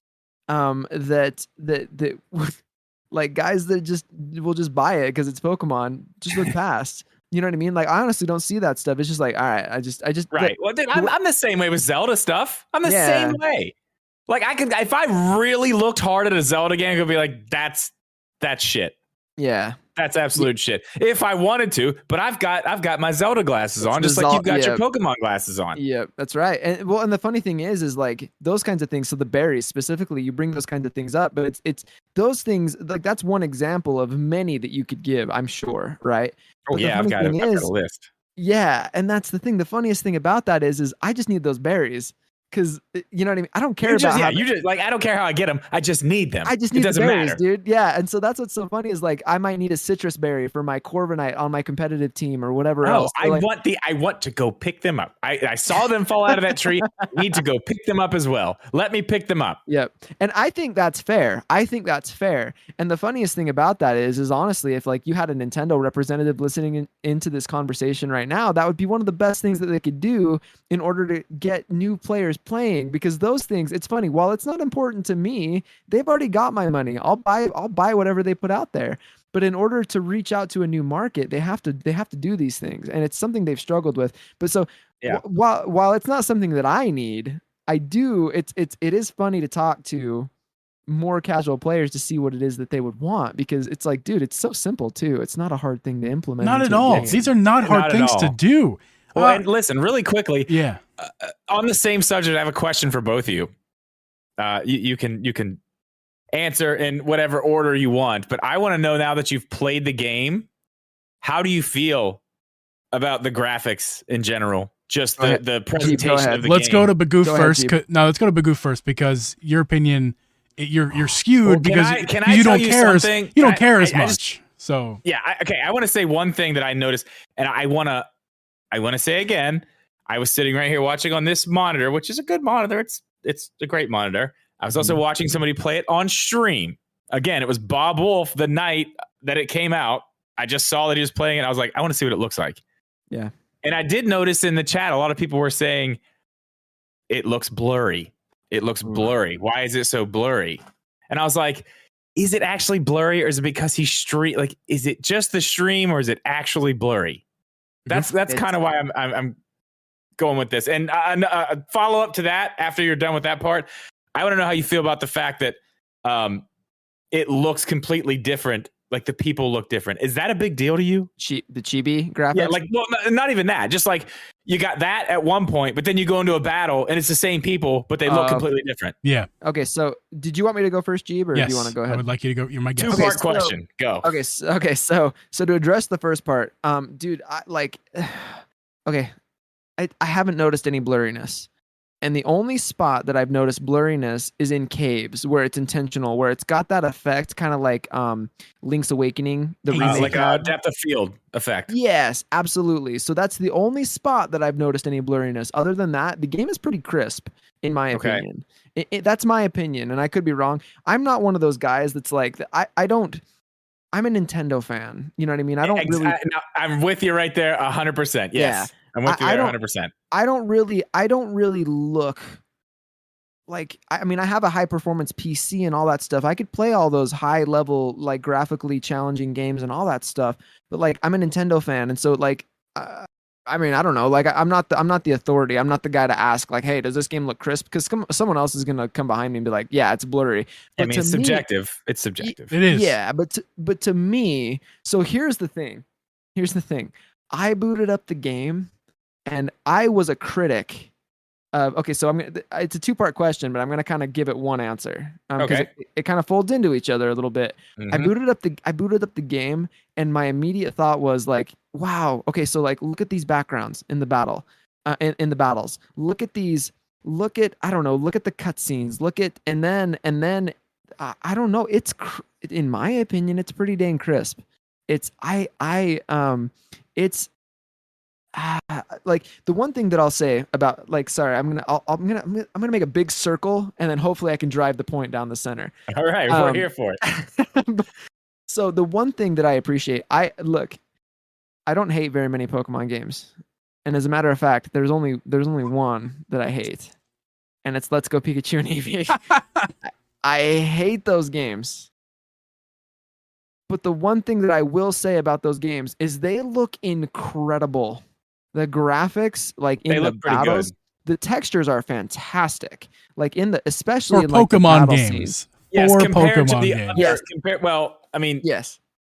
map, But- but that doesn't count. like the graphics in Let's Go Pikachu and Eevee rival Sword and Shield. And Sword and Shield are supposed to be what's the standard of the series at current time, even still with Brilliant Diamond Shining Pearl out. And so I would say that in my opinion, Let's Go Pikachu and Eevee are better looking games with the textures and the graphics and all of that stuff. So barring that I hate them, they look fantastic. So they look really good. And I play Sword and Shield sometimes and I'm like, man, I wish that I had the same textures as Let's Go Pikachu and Eevee, like in battles. So that's what I will say. So circling back to Brilliant Diamond Shining Pearl. Brilliant Diamond Shining Pearl gives me that same feeling. They look there's like a day-night cycle in the game. And so if you're in a battle, you've got this background, right? So like you can see the sunset, you can see I don't know, it's just in my opinion, it's freaking beautiful. Like Was the day-night cycle in the original game? Yes. Okay. Yes, it was. Sorry, go ahead. No, you're good. No, it's fine. So, but I love it. Like I love it. I think it's crisp. I think it's good. It gives. I don't think this was intentional to make it look like Let's Go Peek. Or I'm sorry. I don't think it was intentional to make it have like a similar feel to like Link's Awakening, the remake on the Switch, where it has that claymation feel. But that chibi art style, when you're in the overworld, kind of gives me the same feeling, even though I don't think that was the intent. I opened up the game, guys, and not initially a fan of the chibi art style. I fell in love instantly, and I'm not even that. That's cool. Yes, instantly I fell in love. I'm like, this game. I'm not even that far. I haven't had time to play it, to be completely honest. Like I said earlier, the most I played this game was on stream today, and then like an hour or two on my own time playing the other game, Shining Pearl. And I'm not even to the first gym yet. And dude, I'm bought and sold, man. Like I love it. Like it's everything I wanted in a remake, because it's just enough. Like they did just enough to improve it. And I do have one major criticism. It's just enough to improve the look and the aesthetic and all of that while still maintaining the nostalgia. And for me, that's what I want, man. And then it is. It's obviously running off of the same engine as Let's Go Pikachu and Eevee, right? It's the same freaking thing. Did Game Freak do this game? No, it's ILCA. ILCA is the company. Okay. They're separating, from my understanding, they're separating the two studios now, where Game Freak used to do both the remakes and the core series games. Now they're taking them and separating them. And so I think that's a fantastic idea. Yes, agreed. Because then they can then Game Freak, the game developer of the core series games, the ones that I'm a big fan of, like Sword and Shield, Black and White, all that stuff, right? They can take more time and put more effort into the core series while you've got your remakes being made over here. But I agree with you. So yes, this is developed by a different development studio. It's I don't know if it's ILCA or ILCA. They pronounced it ILCA before, but it's spelled ILCA. But either way, like, sorry guys, I'm ranting. But no, you're like, good. That's why you're here. That is why you're here. Rant away. I was initially skeptical of the chibi art style. Like, dude, why would they do this? Because even like something like Let's Go Pikachu and Eevee, where your trainer is tall, you know, your character, your trainer avatar is tall and he looks like relatively like normal scale or whatever, looks great. It's like, why wouldn't you just do that? And I mean, I would still say, why wouldn't you just do that? Like, why did you do the chibi art style? And I think the simple answer to that is probably it was an easier copy paste. You know what I mean? But it works and it looks good. Like I'm having it's also, I mean, it's kind of a trendy style right now. Like kids, I watch my kids watching the Disney Channel, and there's like that art style has there's like separate little shorts, and there's this thing like that art style has taken over. Yeah. Like they make the same stuff that they have already, but they just do it in this art style. And I'm like, why? But my kids watch it. They eat it up. They love it. And let's be honest, right? So like, let's be honest. Pokemon's a kids game, guys. So who are they? And then if they want to get new people, the Pokemon company, Game Freak, and Ilka know that they've already got my dollar, right? They've already got me. Like I'll just give it, just give me more Pokemon. I'll take all of it. But what they're really probably trying to do, I would imagine, with this game is reach out to the market that you just talked about, Drip, where it's like, that's the style right now. Yeah. That's and it's a kids game. It is a kids game. But it's if you get into the meta after we've talked about this, like the post game, it's very complex. It's very complex. But if you want to get, I think what they're trying to do is keep the core series games alive. And so in order to do that, they have to be able to attract a new generation of player. And I would assume that's what's going on here. I want to echo everything you said. First off, Drip, what was your question that you wanted me to answer? The question was, how do you feel about the art style? Question 1. Part 2 of that question is, how do you feel about the fact that they look different in battle scenes than they look in the overworld? Part two. I'll just get it out of the way real quick. Doesn't matter to me at all. It doesn't. It's weird. It's weird. It's weird at first. Me, but like, there's just something about it. I'm like, it's weird. It's weird at first. Can I say one more thing? Because I told you guys you'd have to stop me if I ranted, because I have a habit of ranting. So I admittedly forgot what the question was because I got ranting too much. But so to answer your second question, if you're a traditional JRPG player, that's very typical. And I'm not. So that's So if you're a traditional JRPG player, that's pretty typical, and it won't bother you a whole ton. Yeah. So it's not a big deal because you like in a JRPG, you separate the overworld from like the battle sequences. And so for a JRPG player, no, that's not. So to answer that question, I don't care about it. It's not a big deal. So sorry, Geeb, I didn't mean to interrupt you. Second question. I wish they didn't. I wish they didn't do that because it to me doesn't make any sense why they would do that. But with that being said, it doesn't matter to me. There's other things I like about the game that get me past that. And as far as the first part of the question, I totally kind of agree for the most part. You did say a lot, but Goof, so I can't exactly say 100%. I agree with what you said because there's a lot I don't remember. But pretty much we're on the same page here. Like, is what your answer? I want to echo it, but I want to highlight something that was said earlier. Drip just kind of said it. He said graphic or the way that the game looks is subjective, which is absolutely true. What's not subjective though is resolution. And this game's that is what it is. Yeah. What is, I think, you and Bagoof said that, like, it's kind of like that like Link's Awakening art style where it the depth of field, that there's some people may be mistaking depth of field for blurriness. That is depth of field. But why it's a question, why it's harder to notice is because the resolution, I'm not sure what it is. I'm hoping it on Doc, I'm sure it's the same as TV because it's the same game. But like, I'm pretty sure it's 720. It's not 1080. It's not 1080. It might be 720. I'd be curious to figure out what it could be, like 640. Like it could be even lower. That's what I'm thinking people might be seeing as blurry, not the depth of field. It's for me. I wanted this. We said Animal Crossing earlier. I want to bring that comparison a lot because let's be honest, couldn't they just take the game of Animal Crossing and just substitute the content with Pokemon, and it would be run just as well as Animal Crossing? Like, there's nothing intensive about Pokemon that Animal Crossing doesn't already have. I mean, battle sequences could, maybe that would be a little bit more challenging. But for the most part, I'm pretty sure, I'm not a game developer, but like, why can't these Pokemon games look more like something like Animal Crossing in terms of resolution and the way in sharpness?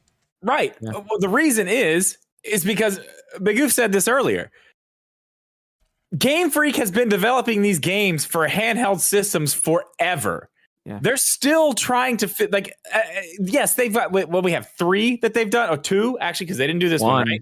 It's really 1. Okay, I mean, it's really just Sword and Shield, right? Yes. Okay, so they're figuring this out. You have to remember, it didn't matter. That shit didn't matter at all on the 3DS. Because what was the screen resolution on the 3DS? Potato. It was potato. That's what it was. Yeah. It didn't matter. But now, everybody's pixel peeping like, I don't know there, I don't know there. And they're like, shit, we got to like you can tell they're trying to figure it out. And I think as we go a little further and get a couple more games and I'm interested. I mean, just from what we've seen from Arceus, I know it's still not going to be like anything incredible. It's getting there though. You can tell it's like they're starting to understand what's important. They will get there. But it's funny that you bring that up because yes, like but that's how Pokemon's always been. They're always kind of behind the curve on that kind of thing. That's will so get weird. there. It's kind of like there's another company that was kind of like that. Who is it? Oh, Nintendo. Never mind. Go ahead. Yeah. But that's kind of the charm, I guess. I don't know. For me, it's kind of the charm because like I'm very much like guys. I mean, I'm very much like a traditional type of dude. I've been married for 13 years. I got 3 kids, all that stuff. And so for me, it's like, dude, Pokemon's a comfort blanket. You know what I mean? I Like, got you, man. Yeah. I'm fine with the familiar. Keep cranking out the nostalgia, man. Bring it on. You know, let's go. But I understand that doesn't appeal to new players. And so that, I mean, that's kind of the answer to that though, is that yes, I would agree with you. They're struggling. I mean, that's what they said. Like Game Freak came out and said when they were doing Sword and Shield, it's like, hey, yeah, we're trying to figure out how to make this a console experience. Right. Yeah. Yeah. So it's you know, it's going to take some time because the Switch kind of threw them a curveball in that respect. And I mean, overall, I think they've done a decent job of really giving us some pretty decent quality. Like Sword and Shield was what it was. Casual players, I think it was harder to get into, and that's understandable. But for the hardcore guys, like dude, I'm telling you, Sword and Shield was the best thing since Black and White. I look at Sword and Shield and like people have said this before. This is not an original Jeep take, but Sword and Shield looks like a 3DS game blown up on your TV. Yes. Why? Yeah, it does. What let me ask you a question. Bagoof, has Game Freak, do they only play Pokemon games? They only play the games that they play. No. They've never played any other game in the world. What they do they go like this and they go, I've never seen a modern game past 2001. It's not that they haven't we seen have the it. technology, but like as far as other games are concerned, this is my face. They've never I've had never to seen deal with any game. of it. So Game Freak does. So they have developed other games other than Pokemon games. Man, what's the game called? It's called like Drill Dozer and stuff. They have developed other games other than Pokemon. But like I don't know, man. Like I don't think they got the blinders on. But we talked about this. I mean, I don't want to speak for Game Freak, right? I don't know. Like I'm the least qualified person you want to talk to about game development, right? But Drip and I are really high on that ladder, so you got big competition here. But if I wanted to make an assumption, what I would say is they're under an extreme amount of pressure. That too. You know, yes. That's totally forgot about that. Yeah. That's what I would say is I know for a fact that it's a very small team. I know for a fact that Game Freak is a very, very small team. And for whatever reason, they have apprehensions against hiring new team members. I don't know what that is. I don't know. But like I do know for a fact that they are a small team. Smaller developer. Why? I need to interrupt you. I need to. Why? I don't know. Yeah. Why? It's the biggest franchise in the fucking world. Yeah. Why? Literally, can we give them some resources? Literally can we biggest in the world? Yes. Look at Nintendo's paying them to make this game, or I don't know how it works exactly, but like come on, Nintendo has resources. I'll tell you why. Nintendo has resources. Like get the Animal Crossing team in there. That game's great looking. I want to know why. Yes, Drip. You already know the answer. Why, Drip? Like you know why? Because it's gonna sell anyways. We're just talking to buy it. So Drip, you're on that opinion. You're on that opinion, but like you're still If that opinion is correct, why? It's a shit reason. It's a shit reason. But it's right. Yeah. It is. Yeah. Yes. And that's why we haven't seen Mario. Not to go on a tangent, but that's why Mario Kart 9 hasn't come out yet. Because stop it. But listen, dude. I'm not talking about Mario Kart 9. It's the same thing. It's gonna sell, just like Mario Kart 8 is gonna continue to sell. Once it stops selling so freaking well, because it's still selling so it's like it just came out yesterday. Still, until it dies down, then we'll think about another game. Willy Wonka in the chat asks a very very good question. That actually is exactly what we're talking about. Should Pikachu be in Mario Kart? Yes. What? The That's answer is oh my yes. god! Why have I Yes. never thought of that? The answer is 1,000% yes. Yes. And when like the lightning, honestly, when they get the you know lightning what? strike that makes everyone small, It doesn't affect him. He's fine. Pikachu's fine, but also Pika. So here's the thing. And everyone goes small. That'd be great, man. So here's the Or thing. makes him go faster. Or that too.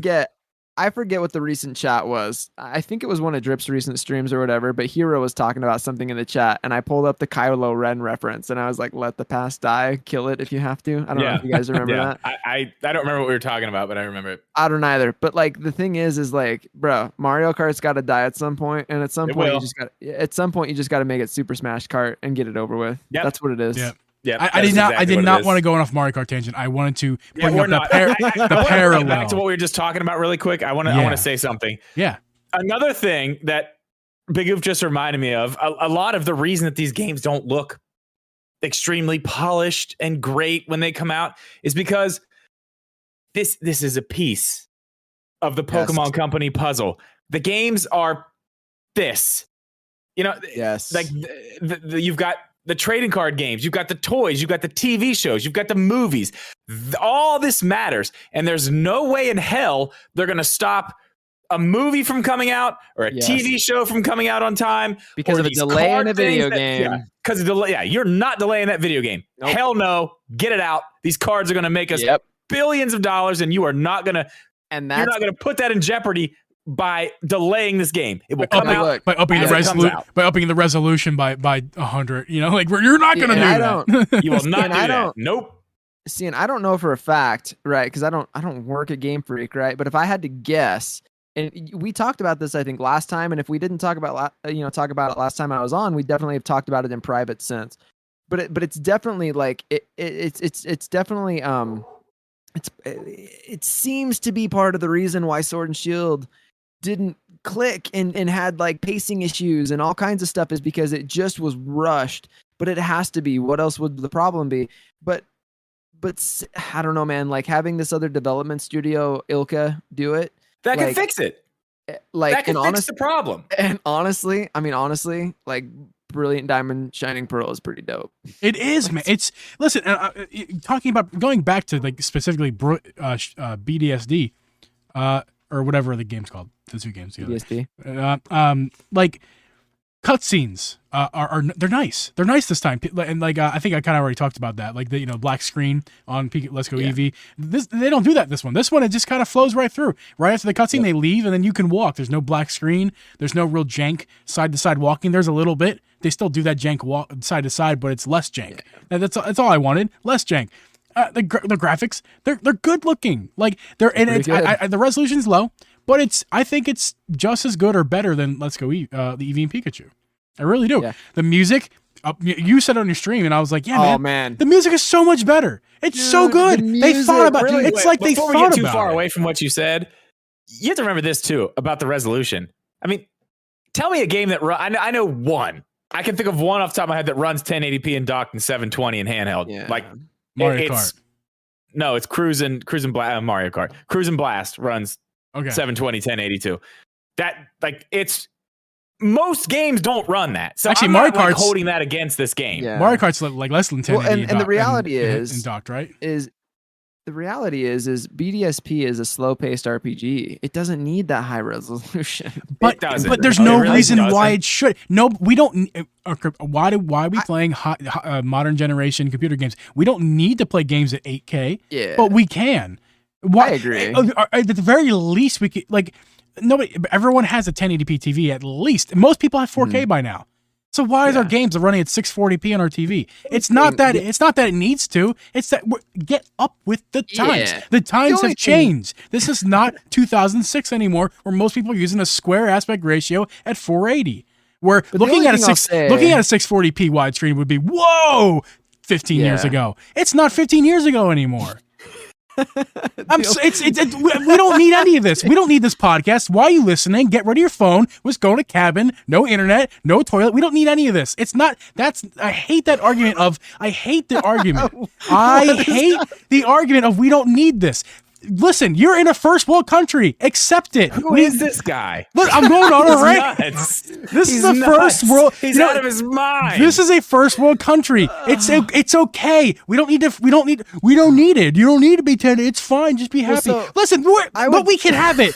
We can have it. If we just do it, we can have it. Just fucking do it. He's not wrong. He's not wrong. I am paying for it. I go to work and I paid $100. I dropped $100 on these two games. Make sure that those edges are fucking spotless. Yeah. Make sure they're crisp as fuck. 1080. There is no excuse. You're getting my money. I could pay $60 for a game and I get 8K graphics if I have the right computer. I have a Switch. Give me the right graphics. I don't care. You make $1 bajillion. You make $1 bajillion. Get more people on your game to make it better. I'm done. I'm not going to disagree at all. Like, I don't disagree with you. Slightly, but go ahead. Well, I mean, like, I don't like. I mean, the question is right. You guys are making just millions. Like, you're making money hand over fist. Like, there's kind of no excuse for like why. How can we not have a little bit more invested into the quality of these games? But the other question that I would ask, because it seems like that Geeb and I are kind of on the same page with Brilliant Diamond Shining Pearl. The next question that I would ask is it necessary? Because we're still digging it, right? We're still we're You gonna make me blow up again? I'll blow up again if you want. Oh my god! Did you hear what I blew up about? Like of course we don't need it. We're enjoying it still. I get it. We enjoy playing retro games. We're in a nostalgic culture now. We go back and we play our retro games. Does it matter? We remake everything. And we remake everything. Do we need to play those games because we have modern games? No. Brilliant Diamond Shining Pearl are remakes. Go play the original Game Boy game if you don't give a shit about modern graphics. This is modern graphics. But they didn't give it to us. I blew up a lot, but make it perfectly clear that I like this game a lot and you should all buy it. You should buy it. Make that very clear. I'm just stating the point that nobody likes to talk about. Listen, we deserve it. Like it's our money and we're giving it to you and you're not putting all the effort in. Okay. Put the effort in. I will say, yes, you're right. But you also have to keep in mind, and let me come all the way back around on this. We're talking about the Switch. We're not talking about 8K graphics on a computer. But it runs 1080, doesn't it? PS5. It does run 1080. We're not talking about Xbox Series X. We're talking about the 1080. Switch. It runs now, at the same time, I will also say there's no way this game is taxing on the Switch. No, in any way. I would say at worst, it could have been done. At worst, it's Animal Crossing level at worst. Let me give an example. Right, I should say at best. And I'm pretty sure you guys have all played this game, so I'm pretty sure this will be a good example. Luigi's Mansion 3. Mm-hmm. That game looks great, ridiculously good on the Switch. Ridiculously good. That should be HDR for no reason. That should be HDR on the Switch, even though the Switch doesn't do HDR. It's nuts how good that game looks. Good. There's a lot more going on in that. Every single thing in the room moves. You start vacuuming, you start moving stuff. Everything. There's so much going on everywhere, yet it still looks incredible. It looks incredible. There's a lot more going on there in every single room than there is in this game. So it can be done. I agree with you there. Yes. But again, at the same time, deadlines, they're not delaying these games. They will not delay these games. They will not. The other thing if too, it's there, it's there. If it's not, it's not. The other thing too is like, I mean, like obviously, so like they picked November, right? They picked November for a reason, right? So like you are absolutely right. Exactly. Yes, it's there for the holidays. They're not missing the holiday season. You think that Pokemon game is not coming out right for Christmas? Because everybody's, no. I know, because everybody's. That's the thing. Like, I mean, but the thing is like, especially for fans like me, especially for big Pokemon fans like me, like Pokemon is almost what's the word I'm looking for? It's synonymous with the holiday and like my birthday season. Yeah. Gold and silver came out around the same time back in the day, guys. Like I mowed lawns and bought gold and silver back in the day and bought it around my birthday. You know what I'm saying? Like, and so for people, that's how they've got me hook, line, and sinker. I'll buy whatever they bring out. But yes, you're absolutely right. When it comes to those kinds of deadlines, there's an absolute reason why they launched those around November. And yeah, you are not delaying that for anything. And no. I think at this point, we've kind of come to the point in the conversation. Like I think Geeb and I, now I'm not trying to direct this, but Geeb and I have given it pretty much glowing reviews. It's fantastic. Yeah. I think you should buy it. I'm giving you a review, a positive review. It's great. It's great. I'll tell you what's the most interesting thing you guys have said that sways me to buy it is the fact that I did like Let's Go Eevee, and you guys are like, if you like that, you'll love this. Of course. Like no doubt. That to me is like, okay. But I played Sword and Shield, and I was like, yeah, at first I was like, this is cool. And then I was like, this story, like none of this is, I am not in any of this. Like I'm done. It might get old. It might get old. And let me take over Bugu for a second, because I think this is where Drip and I kind of fall together, you know, in our opinions. Like Drip, you're probably going to get bored. You're probably going to get 10 hours in. Hopefully you make it that long, and you might get bored. I'm 5 hours in, and I'm not nearly as into it as I was in the first hour. And as we get to hour 10, I'm sure I'll be a lot less into it than I was in hour 5. And like, that's just the way it is with these Pokemon games for me. And I'm thinking you as well. So, okay. And you know what I found out today?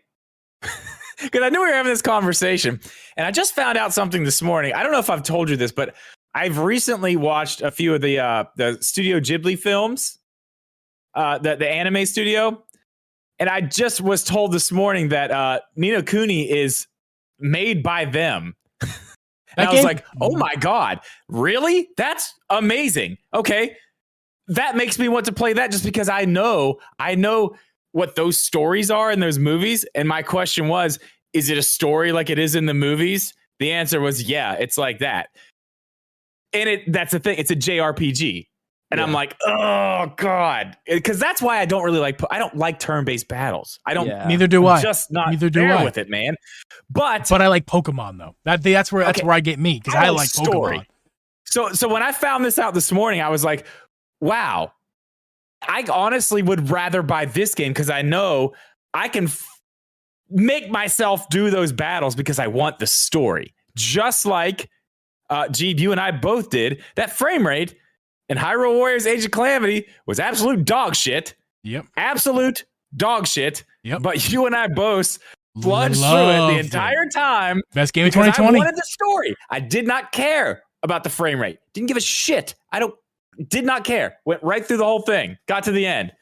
After that, I was done. But I don't know. That's where I'm like, this is what it's missing for me. So the only thing something to really bring me in. Like I already don't like the combat that much.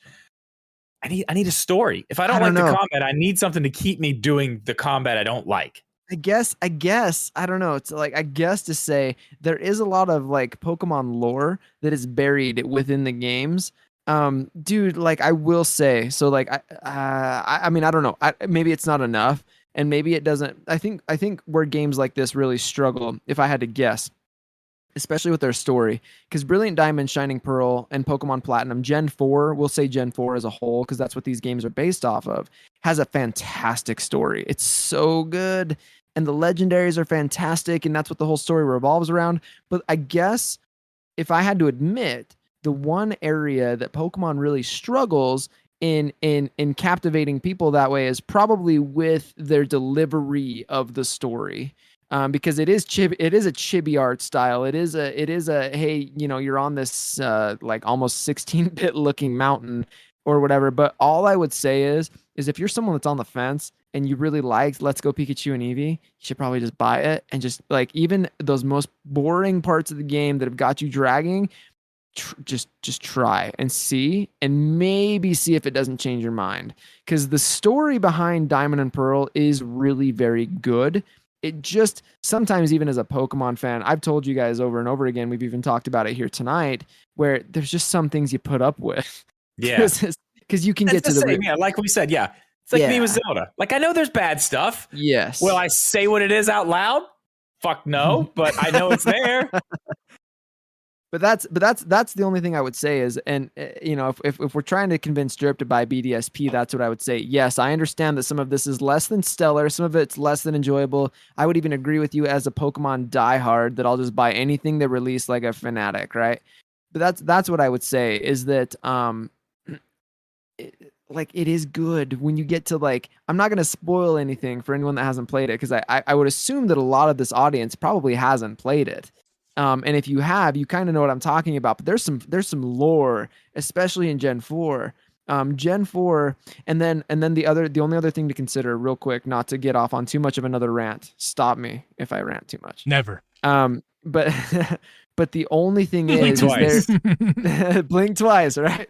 So the only other thing to consider is there will 100% be some kind of connectivity between these games and Legends Arceus that will connect the games and the lore and the story to make it all the more richer. And if there's not, I will be incredibly disappointed. Because it's the same region, correct? Yes, it is. Arceus yes, is just years and years, hundreds of years before, or whatever. Yes. And so that's the thing, is that there's already been like in-game events, like free DLCs announced for Legends Arceus that actually originally took place in Brilliant Diamond Shining Pearl. So they've announced a Pokemon called Shaman to be released in Legends Arceus, when originally that Pokemon was released in Diamond and Pearl. So there's gonna be some kind of there's gotta be some way they link up or whatever. Now, if that is the case, this is the kind of stuff I can get on board with. This is the kind of like this lore building between games.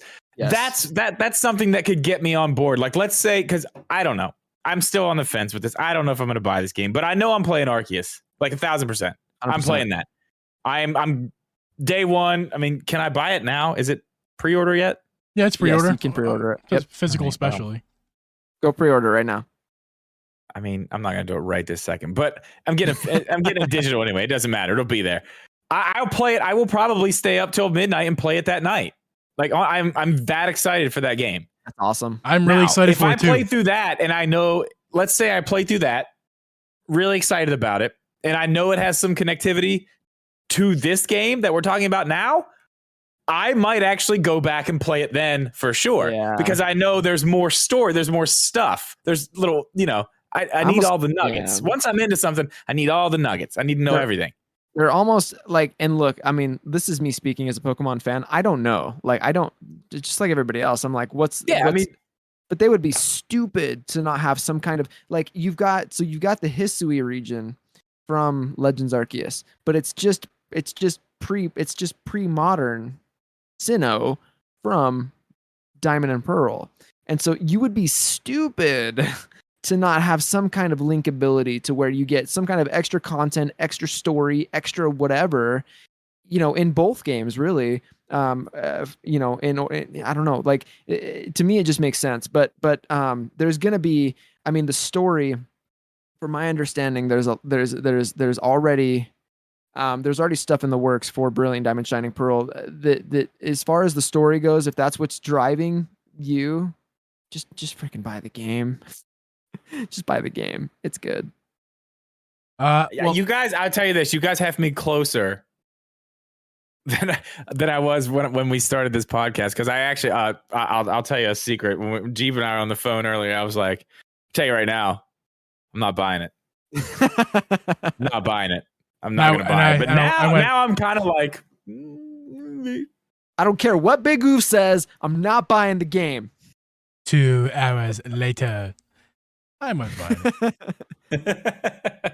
Well, guys, we've run our course on this podcast. I think we've talked about a good bit, and in fact, we're gonna get to more in the after show. Just stick around for the video portion of this stream and video. We'll get to the after show here for a second. Audio listeners, that'll wrap it up for you guys. This is where Geeb's gonna insert the outro, because I think I'm just gonna go ahead and edit the outro. Like, I'm never gonna do the outro again. It's always gonna be the. Why am I whispering? The outro is always going to be me subbing the outro in. I'm never going to do the outro. The intro I'm going to try to do every time. outro is going to be subbed in. All the what I just said is going to get cut out. So audio listeners are already listening to the outro. Video guys, we're not done. Video guys, you guys. No, with the podcast is done. We're in the after show now, right? Not the quite. After party. Well, I just want to remind people who, if you got to leave for video or stream, just remember to guys follow me and Drip on Twitch, and also especially follow our guy Bagoof Madood on Twitch. Make sure to follow the three of us on Twitch, especially our special guest Bagoof. Thank you so much for having. Thanks for having us. No, thank you for coming with us on this journey of Pokemon. Don't forget to follow us on Twitter and submit your beer of the week, everybody, for next week. Yeah, so you get submitted, because I think it's gonna be really fun if we get our beer of the week. Can we please get it going? Please, even if you don't have a beer, just like tell us your favorite beer. I don't care. Over this whole week, there's been like 6 or 7 different beers posted in the beer chat in Discord. Why can't you just take those and put them on Twitter? Please, on Twitter. Just put them on Twitter. That's where we want them, on Twitter, not in the beer chat. Do both. Both. Sure, I don't care. Sure. Tell favorite beer where? Yes. Twitter. Yep. Twitter. What is it? What's the Twitter handle? At Drip Geeb. It's at Drip Geeb. Yeah, there you go. Yep, that's right. Whoa, Willie, thank you. And you know what? I'm gonna get Bagoof. Bro. As I was doing this, I was kind of thinking to myself, because before we ever got on here, you were talking about Patreon and stuff like that. I think that's a great idea. I think that this episode might be the first one. Now, the video is still going to go up, but going forward, I think we're going to release the full, uncut, uncensored version. I mean, I'm assuming Drip's going to be on board as well. He can upload it to his people too, because we have separate Patreons. Let's just give them let's give our patrons the going forward, the after show.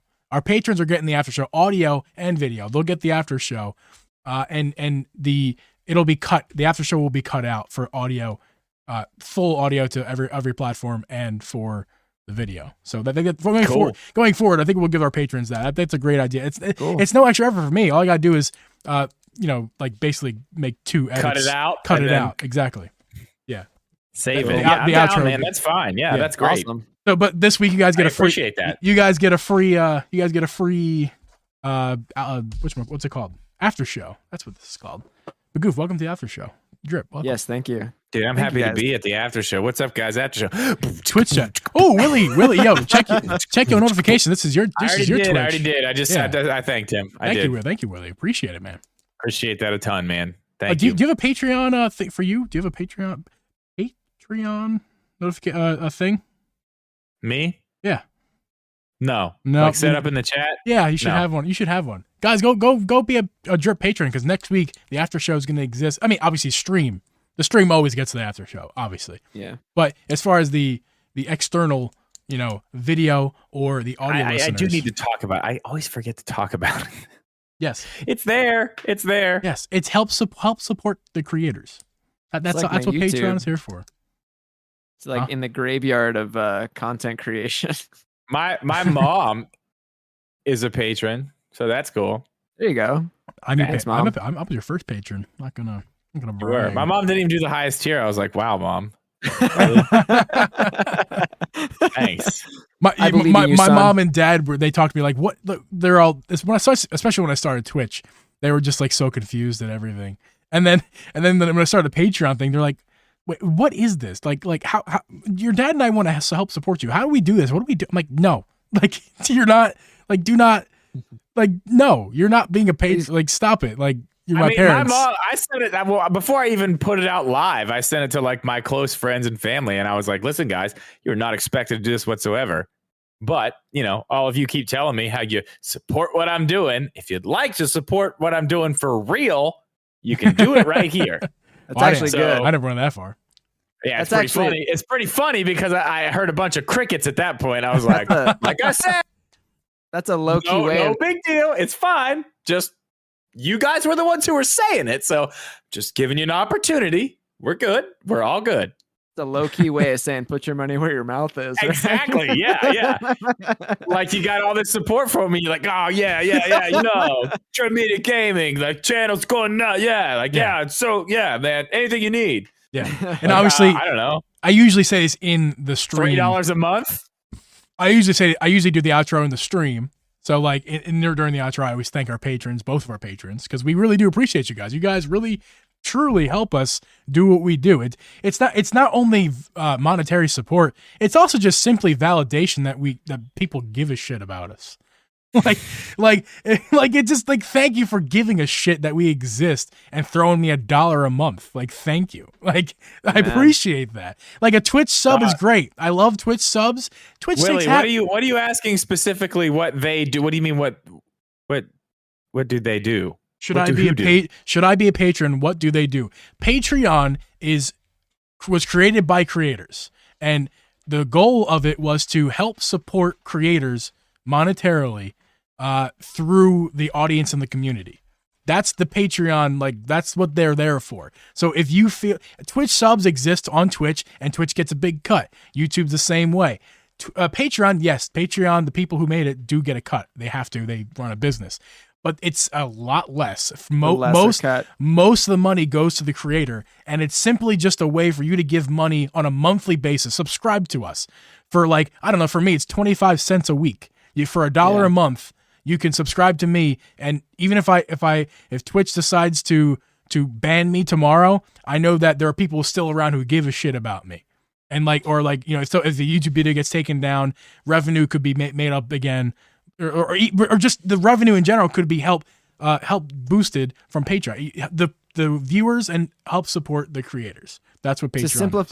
To simplify what Geeb was saying there is that these other platforms will take more of a cut of the money that you give to your favorite content creators than Patreon. So if you genuinely want to support your favorite content creators, go support them on Patreon. Yeah, exactly. That simple. There you go. And Drip and I both have a Patreon. I don't have a link to mine. I don't know. I mean, I think you can go there and just search it, right? I'll drop them both in the. It's a searchable thing, right? Yeah, I got it. Yeah. Go to patreon.com. Right, thanks. But I'll drop the links. I should push it more than I do. The links are in our Patreon. If you go to Drip Links underneath of the welcome or press start area. Oh, in the Discord? Yeah, in our Discord. But I'm dropping the links right now. Your Patreon is not here. Your Patreon is not here. Well, gee, that was your job. Your channel member, your channel member thing is still here. I'll drop mine. No wonder. I'll drop mine in here. No shame. Mom doesn't support me. Geeb doesn't support me. Nobody. No. I will go. I'll go get it for you. Don't worry. Don't worry, man. He's out. He's gone. Oh, he's gone. Welcome to the Big Oof and Geeb podcast. Yeah, exactly. And while we're at it, while we're on Drip's Twitch, go support Uncle Geeb on Patreon. There's the link in the chat right there. I'm getting your link, Drip. Hold on. It's his podcast again. He's here. I don't care. It's fine. That's fine. Patreon today. Geeb does this to me all the time. He do everything for you, and then you yell at me. What happens is that's not what happens. What happens is he'll do secret games of Mario Party and not invite me. Ooh. You got a personal text last time, son. I don't want to hear it. Honestly, it is so hurtful. It is absolutely the most hurtful thing that anyone's ever done to me. Geeb will just, he'll have such a great time with everybody playing Mario Party, and I find out about the next day, and it's like super awkward. Hey, El Shango! You really do learn.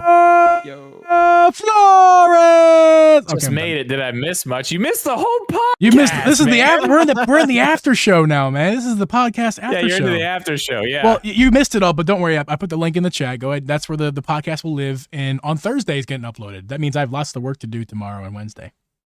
Nice. Yeah, me too. I'm gonna make a Zelda video this week. Ooh. Yes. Yeah. Right.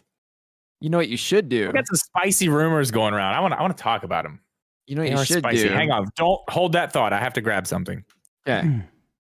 While he's gone, again, what I'm going to tell him he should do is he should buy Brilliant Diamond or Shining Pearl and do a Nuzlocke on Twitch, because it would be the funniest thing on the planet. Dude, I'm not even doing Nuzlocke. And I didn't get to it in the podcast. We had so much content in the podcast, but let me tell you right now, I am pissed off at you, son. I spent so much channel points to name Happy Gilmore. Puddles got in there. What was the other one that died? Yep. We had Puddles, we had Happy Gilmore. Who was the other one? It was the I know what Pokemon it was. What was the name? Shoot. Guess you'll have to go to twitch.tv/bigoof_my dude to find out. Drip doesn't have shout outs because he doesn't like anybody. Oh, my man. Nice. Big Very Oof. good. I'm gonna try to give Big Oof a No. shout out here. Big. I am Goof. changing out a coil in my vapor device. Shoot, what was the name of the Pokemon, Geeb? I actually don't remember. Thanks for the shout, guys. It doesn't work. Just click Big Oof. Type something in the chat so I can click your name. You got it. It's there. The link's not there though. Oh, it's broken link. It's broken link because of, Boogity boo. Yeah, go follow me. We're nuzlocking Brilliant Diamond his right name. now, guys. Please do. I'd appreciate Explain this game that you play in the game. Sure. Okay, so nuzlocking, and I'm sure we've got some Pokemon fans in the chat, but so nuzlocking is essentially a way that people have come up with, and I'm sure there was one originator. I don't know the history behind it, right? But nuzlocking is a form of creating extra challenge in the game, because one of the major complaints about Pokemon games that a lot of people have is they're too easy, and I would agree with you. They are way too easy. And I would agree with you. The only thing is, you know what the funny thing is too, like side tangent, is they've made them easier over the years, and it's kind of frustrating for people like me because back in the go ahead. Yeah, look, that's kind of why I stopped playing Shield. Well, because I had so much fun out there in the wild area, just jumping in here, doing this, doing that, doing this, doing that, and next thing I know, my team is like unfucking stoppable. Yeah, there's so much overpowered, and then I walk into where I'm supposed to go, and I'm like, this isn't even fun. I'm one shotting everybody. So they've even said, so one thing, they're not going to stop doing that. They've said that. It's been addressed with them before, and they've come out and publicly said, nah, we're not going to really do that. Oh, boys, I'm sorry to interrupt. Stop your audio. Stop your audio. Oh, God, yeah. Totally sorry, forgot my bad. about that. Oh, my audio just crashed. Oh, nice. Well, that'll stop it. It just tripped. Save any of it, though? Nope. It just crashed in front hey, of listen, my eye. It wasn't me this time. You have my audio. You do, but mine's gone, so that means we got to use the stream audio. That's all right. It's actually probably easier on you. You don't have to sync anything together. You don't have to match anything up. We got the 2 hours, and it just cut immediately right on 2 hours. It's like, nope, that's it. I'm sorry for interrupting. Oh, you're good. So all I was going to say is one thing that they've actually been asked about that. Like, will you find a way to increase difficulty in the Pokemon games going forward? And they actually said no. We actually find joy in allowing the game, the players to find their own ways to play the game.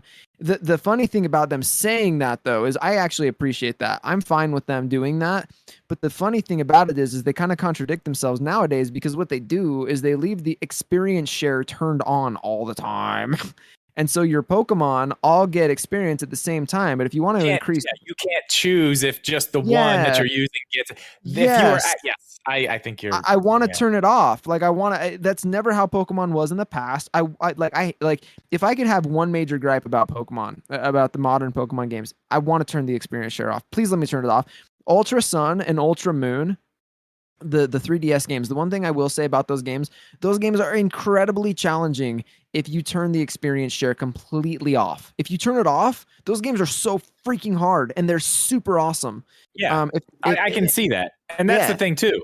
If I wasn't out just building my whole team up to be like stupidly crazy powerful and then going back into the regular game after spending an hour doing whatever, and, like you said, you don't have to change anything. They're all getting it.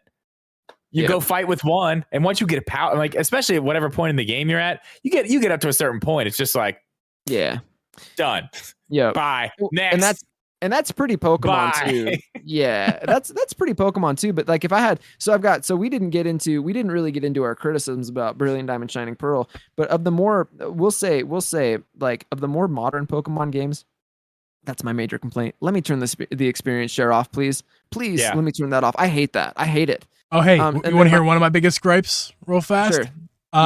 Can I walk without getting stuck on every fucking thing? That was my other. That was Can I please walk and not get stuck on every little surface? Yeah, dude, that's so funny, because that was literally my second complaint. Sorry if I just blew up everybody's ears, by the way. No, I can't. Dude, I'm telling you, this game will piss me off so bad. Bro, like, that's I'll be making videos about how the hell is this. No. You should still do it because it'd be freaking hilarious. But Yeah. and I still would submit to you that you need to do a Nuzlocke on Twitch with Pokemon because you have the best Pokemon names. Like it would be the most freaking hilarious thing.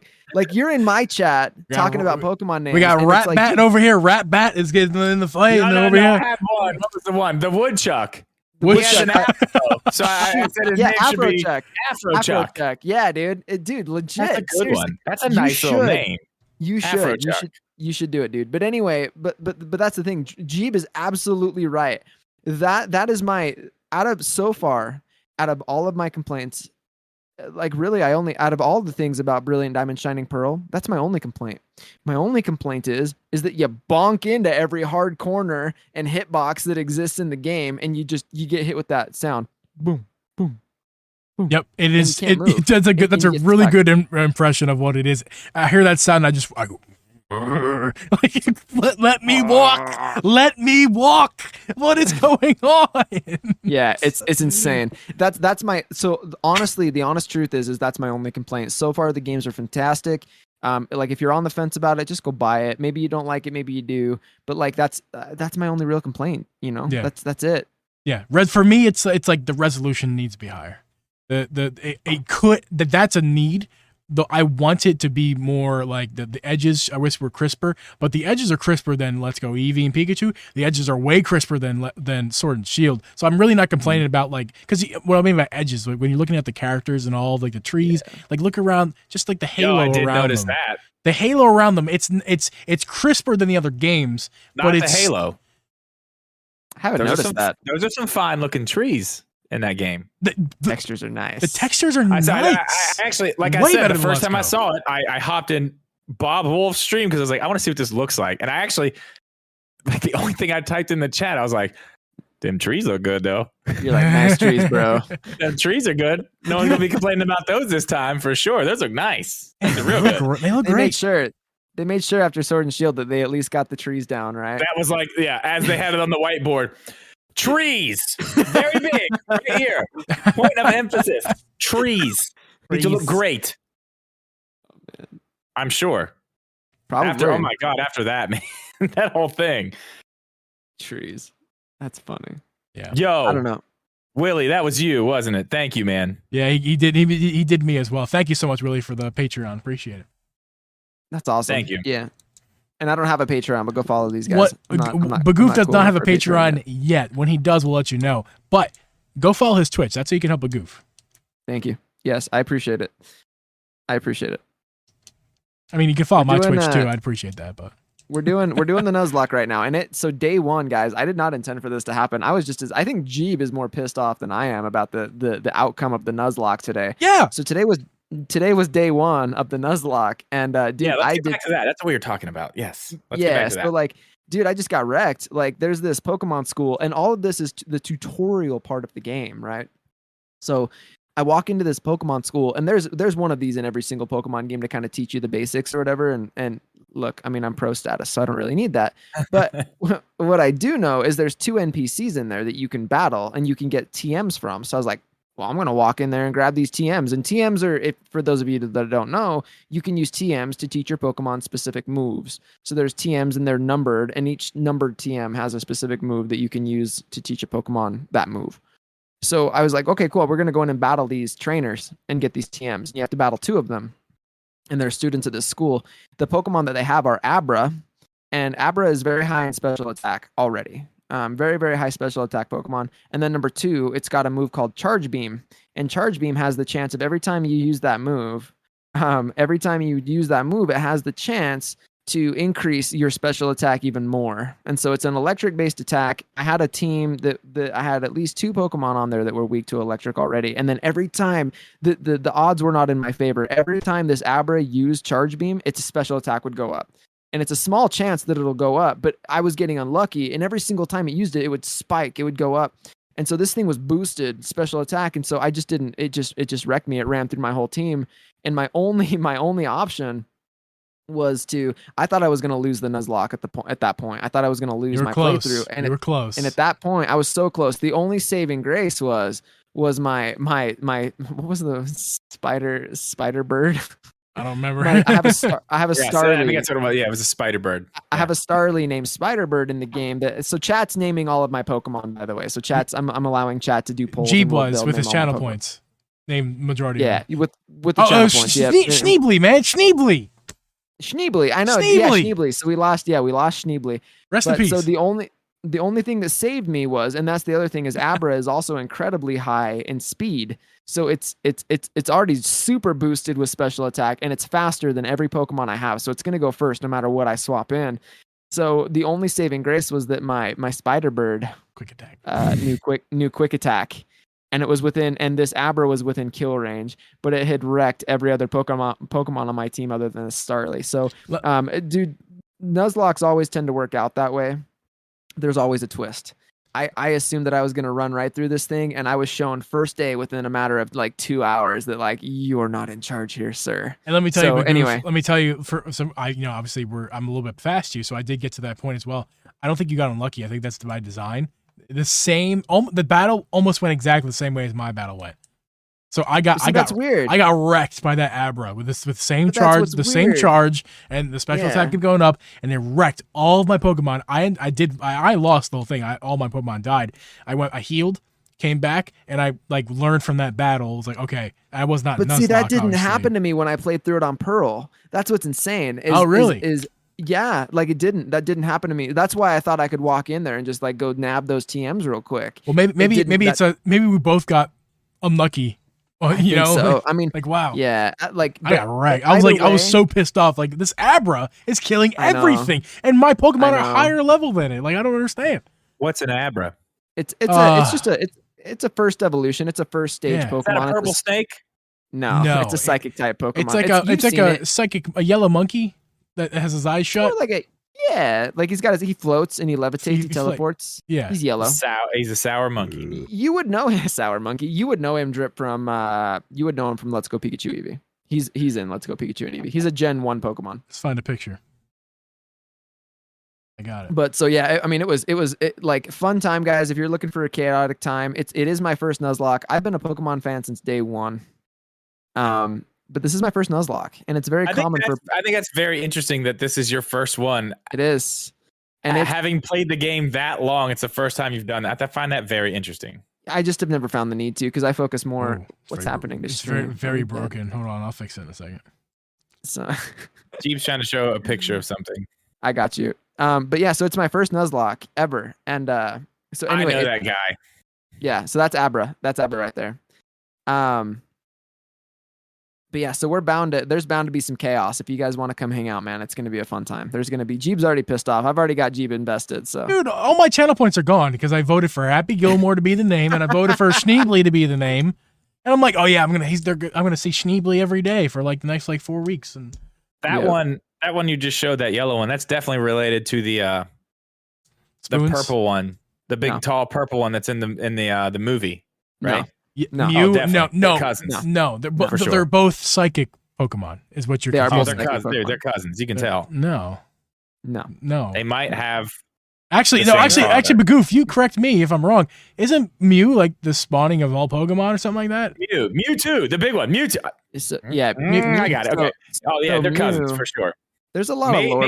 Maybe actually long lost siblings. My name is Mew, and I'm in the Pokemon movie. Weird happened. I mean, on a Vegas trip. You got it on a Vegas trip. Hey, listen, what happens between Mew and Alakazam in Vegas stays. Alakazam. Look at my spoons, bitch. Yeah. There's a lot of lore, man. There's a lot of lore behind Mew. And so I'd probably be misspeaking. But yes, Mew is known as the genetic Pokemon. So I wouldn't say it's the beginning, but it's I don't know. It depends. Like the lore is all over the place. Like Arceus is technically like the god figure of Pokemon. Like Arceus created everything. Yeah. And so it depends, But yeah. I mean, I did not know that. But shoot, like Vegas, Mew, Alakazam kind of makes sense. Yeah. Just a reminder to those of you guys who are in the stream still and watching on YouTube, and also I guess listening on audio this week. This is the after show. We're going to start doing this every week, where we end the podcast for normal. The normal upload is going to be exactly the same as it normally would be. The video is going to be the same as usually is, but only Drip's patrons and my patrons are going to get the after show going forward. This is the after show. This is where we talk to our guest, or just me and Drip, for the time being. Just, who knows how long it could be. It could be 20 minutes. It could be an hour. I hope it's not an hour because it's already late for me. I gotta go to bed. But go sleep, old man. Go sleep. But yeah, this is the after show. It's 10 o'clock here. The podcast has already ended officially. This is the after show. I just put the link in there in the chat. That is our link for the podcast. If you missed our podcast, if you're just joining us, you're gonna find that link. You're gonna click that link. You're gonna find our podcast, this episode, and all our other episodes right there. This episode will be released on Thursday on Thanksgiving. Yes. So just wanted to remind everybody. Question. Yes. Kind of off topic, but same topic. And I think I've asked you this before. What did you think of the movie, the Detective Pikachu movie? I never saw You're asking me? I'm asking you, yes. I liked it. It was good. I mean, it was good. It was good enough. It was better than I expected. I'll say that. It was pretty good. I really think they did like the 3D, like CGI animations of Pokemon justice. Like I really think if you're gonna make a Pokemon movie, it better be something like that. It's definitely the standard, but it, it's not perfect, but it was fine. Yeah. Okay. I really liked it Mm-hmm. until the very end. Like the way it turned out at the end, I was like, what?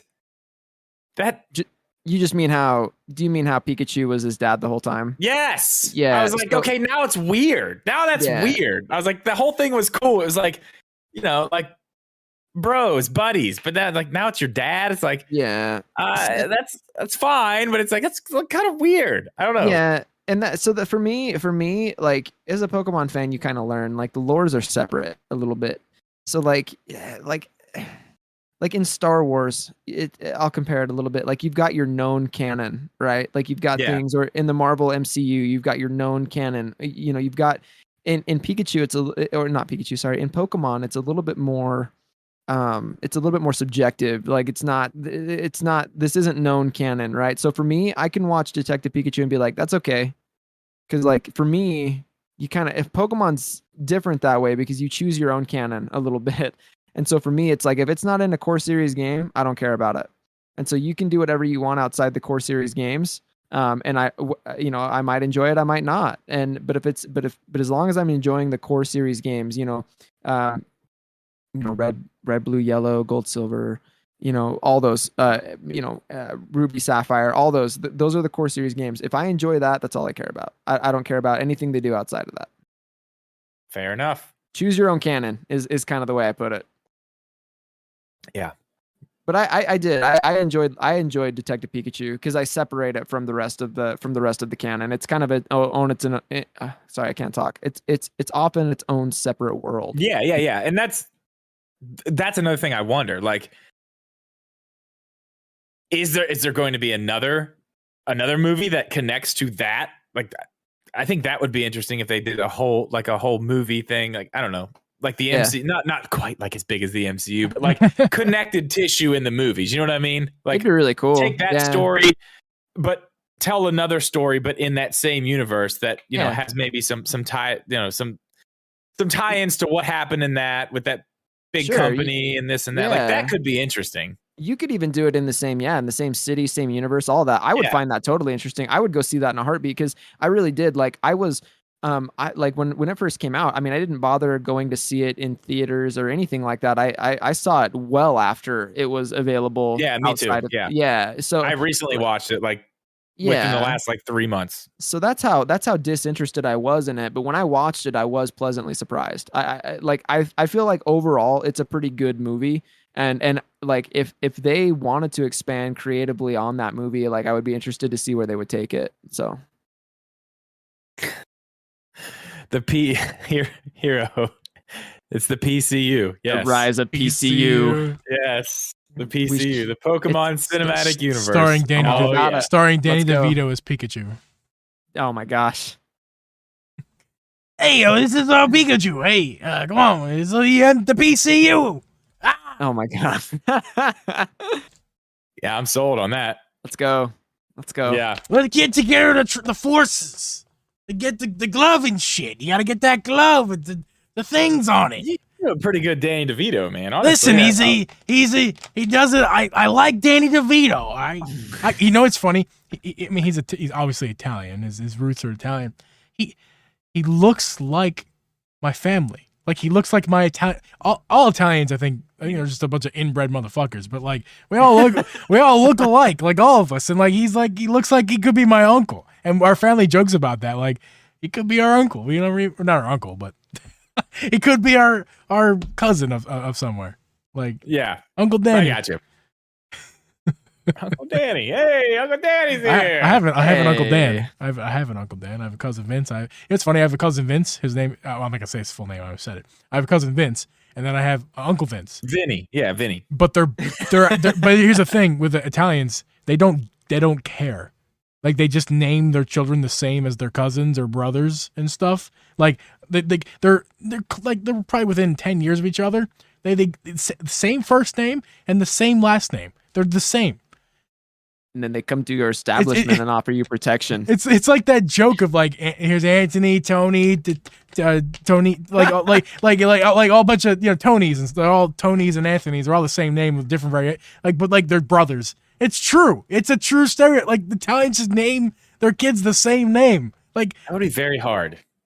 That'd be very hard. Why do they do it? I don't know. I mean, I guess it's better. Like now that we're in the after show, I guess it's better than the current trend. Like if you live where I live, you got people naming their kids things that you can't even freaking spell. Like all those like silly names that you see on Instagram. Like if you've ever seen that stuff where like people are making fun of what they name their kids. You have to explain. Dude, like my state's full of it. Like my wife's aunt. Like I can't even spell the name, but my wife's aunt. Like I'm gonna get in trouble for saying this, but like my wife's aunt named her kid like Araya Journey. And it's just like all these weird, like flowery, like it's not necessarily not like a beautiful name. I'm not saying that, but like the spelling, nice, but yeah, that's a lot. The spelling too is like it was like ARY capital X. There was maybe like an exclamation point thrown in there somewhere. You know what I mean? Like those are the kids though. Those are the kids that end up advanced. Because just learning to spell your own name takes a certain level of intelligence. Like, yeah, wow. I see. Yeah, like that is insane. Like yeah, like. For me, spell your name like 5 letters. Yeah, the shortened version. That's like Elon Musk's kid, right? What's Elon Musk's kid name, right? I don't know. Is it something crazy? Oh, it's nuts. Yeah, it's like letters and all kinds of like. It's like letters. It's like, but it's yeah, like. I know what you mean. Do you know what I mean, Jeeb? Yeah. Like Jeeb knows.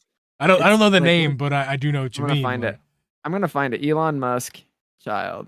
Dude, I'm gonna Google it right now. This is terrible content, by the way. This is the after show. It's interesting. It's dude, his name that they named their. It's like here. Oh my gosh, dude. Oh no. Okay.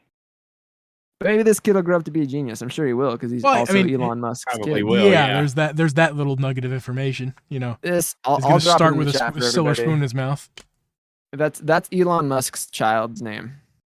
Do you put it's it in the chat for everybody what to see. The actual fuck is that? I'm not kidding.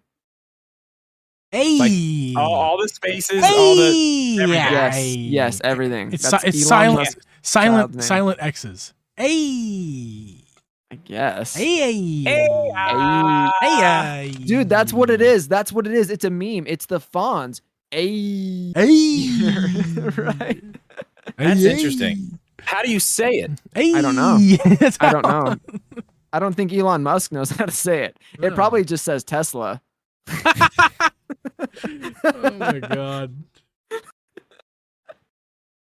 I mean, yeah, I could see that as a name of a car. Yeah. It's just Tesla. It just says Tesla in some weird alien language. Very interesting. I don't know. Very interesting. Anyway, I don't know how we got here. Gentlemen, I don't either. I'm sleepy. Gotta go to bed now. I'm in bed under the covers 15 minutes ago, usually. You are? Well, dude. Thanks for hanging out, man. Thanks for No, having no, me. no, no, I no, really no. appreciate you guys having me on, man. Thank you good. for coming on. You provide such wonderful content and context that we can never provide. You provided a very up close personal experience for our audio listeners. So I really, really appreciate that. Thank you so much. You're welcome. Willie says you guys up for some Mario Mikey, Kart. I gotta thank Mikey too. It's 10:30 for you. Yeah. Okay. So listen, I have to end the stream because I'm not controlling my own stream right now. Geeb's actually controlling my stream. Yeah. So I'll have to end it. But yeah, if there are some people who want to play Mario Kart, I can manage that. It's only 10:30. I think I'd be down to do some of that. If this is Drip Stream, he wouldn't have done this. It's just me on the screen because I'm special. No, I'm number You're one. Beautiful, by the way. My shiny ass head. Love it. It's good. I need to shave mine actually. You shave your head?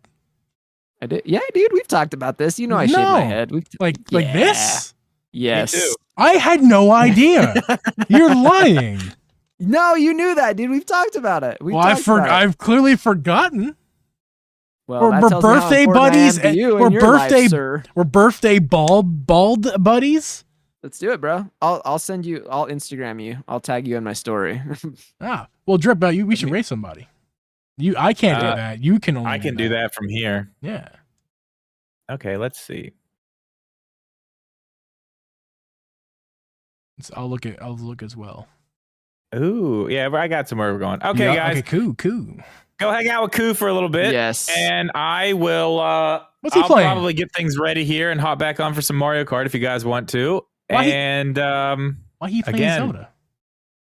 I don't know. Yeah, he's playing Skyward Sword. That's awesome. Yeah. Nice. Yeah, so let's go watch that for a little bit. I'll get things ready. If you guys want to play some Mario Kart, I'll be back soon. Nice. And thank you guys for hanging out for the podcast. No stream Thursday. Don't forget, no stream Thursday. Yeah. Nothing Thursday. Enjoy Thanksgiving, Nothing everybody. Thursday. Yes. Listen to the audio podcast on Thursday. Yes. Everybody have a happy Thanksgiving. And guys, thank you again for having me on. I had a blast. Yeah, dude. Yes, Thanks for coming on. We appreciate it. Yes. All right. I am going to hit this button right now. Peace.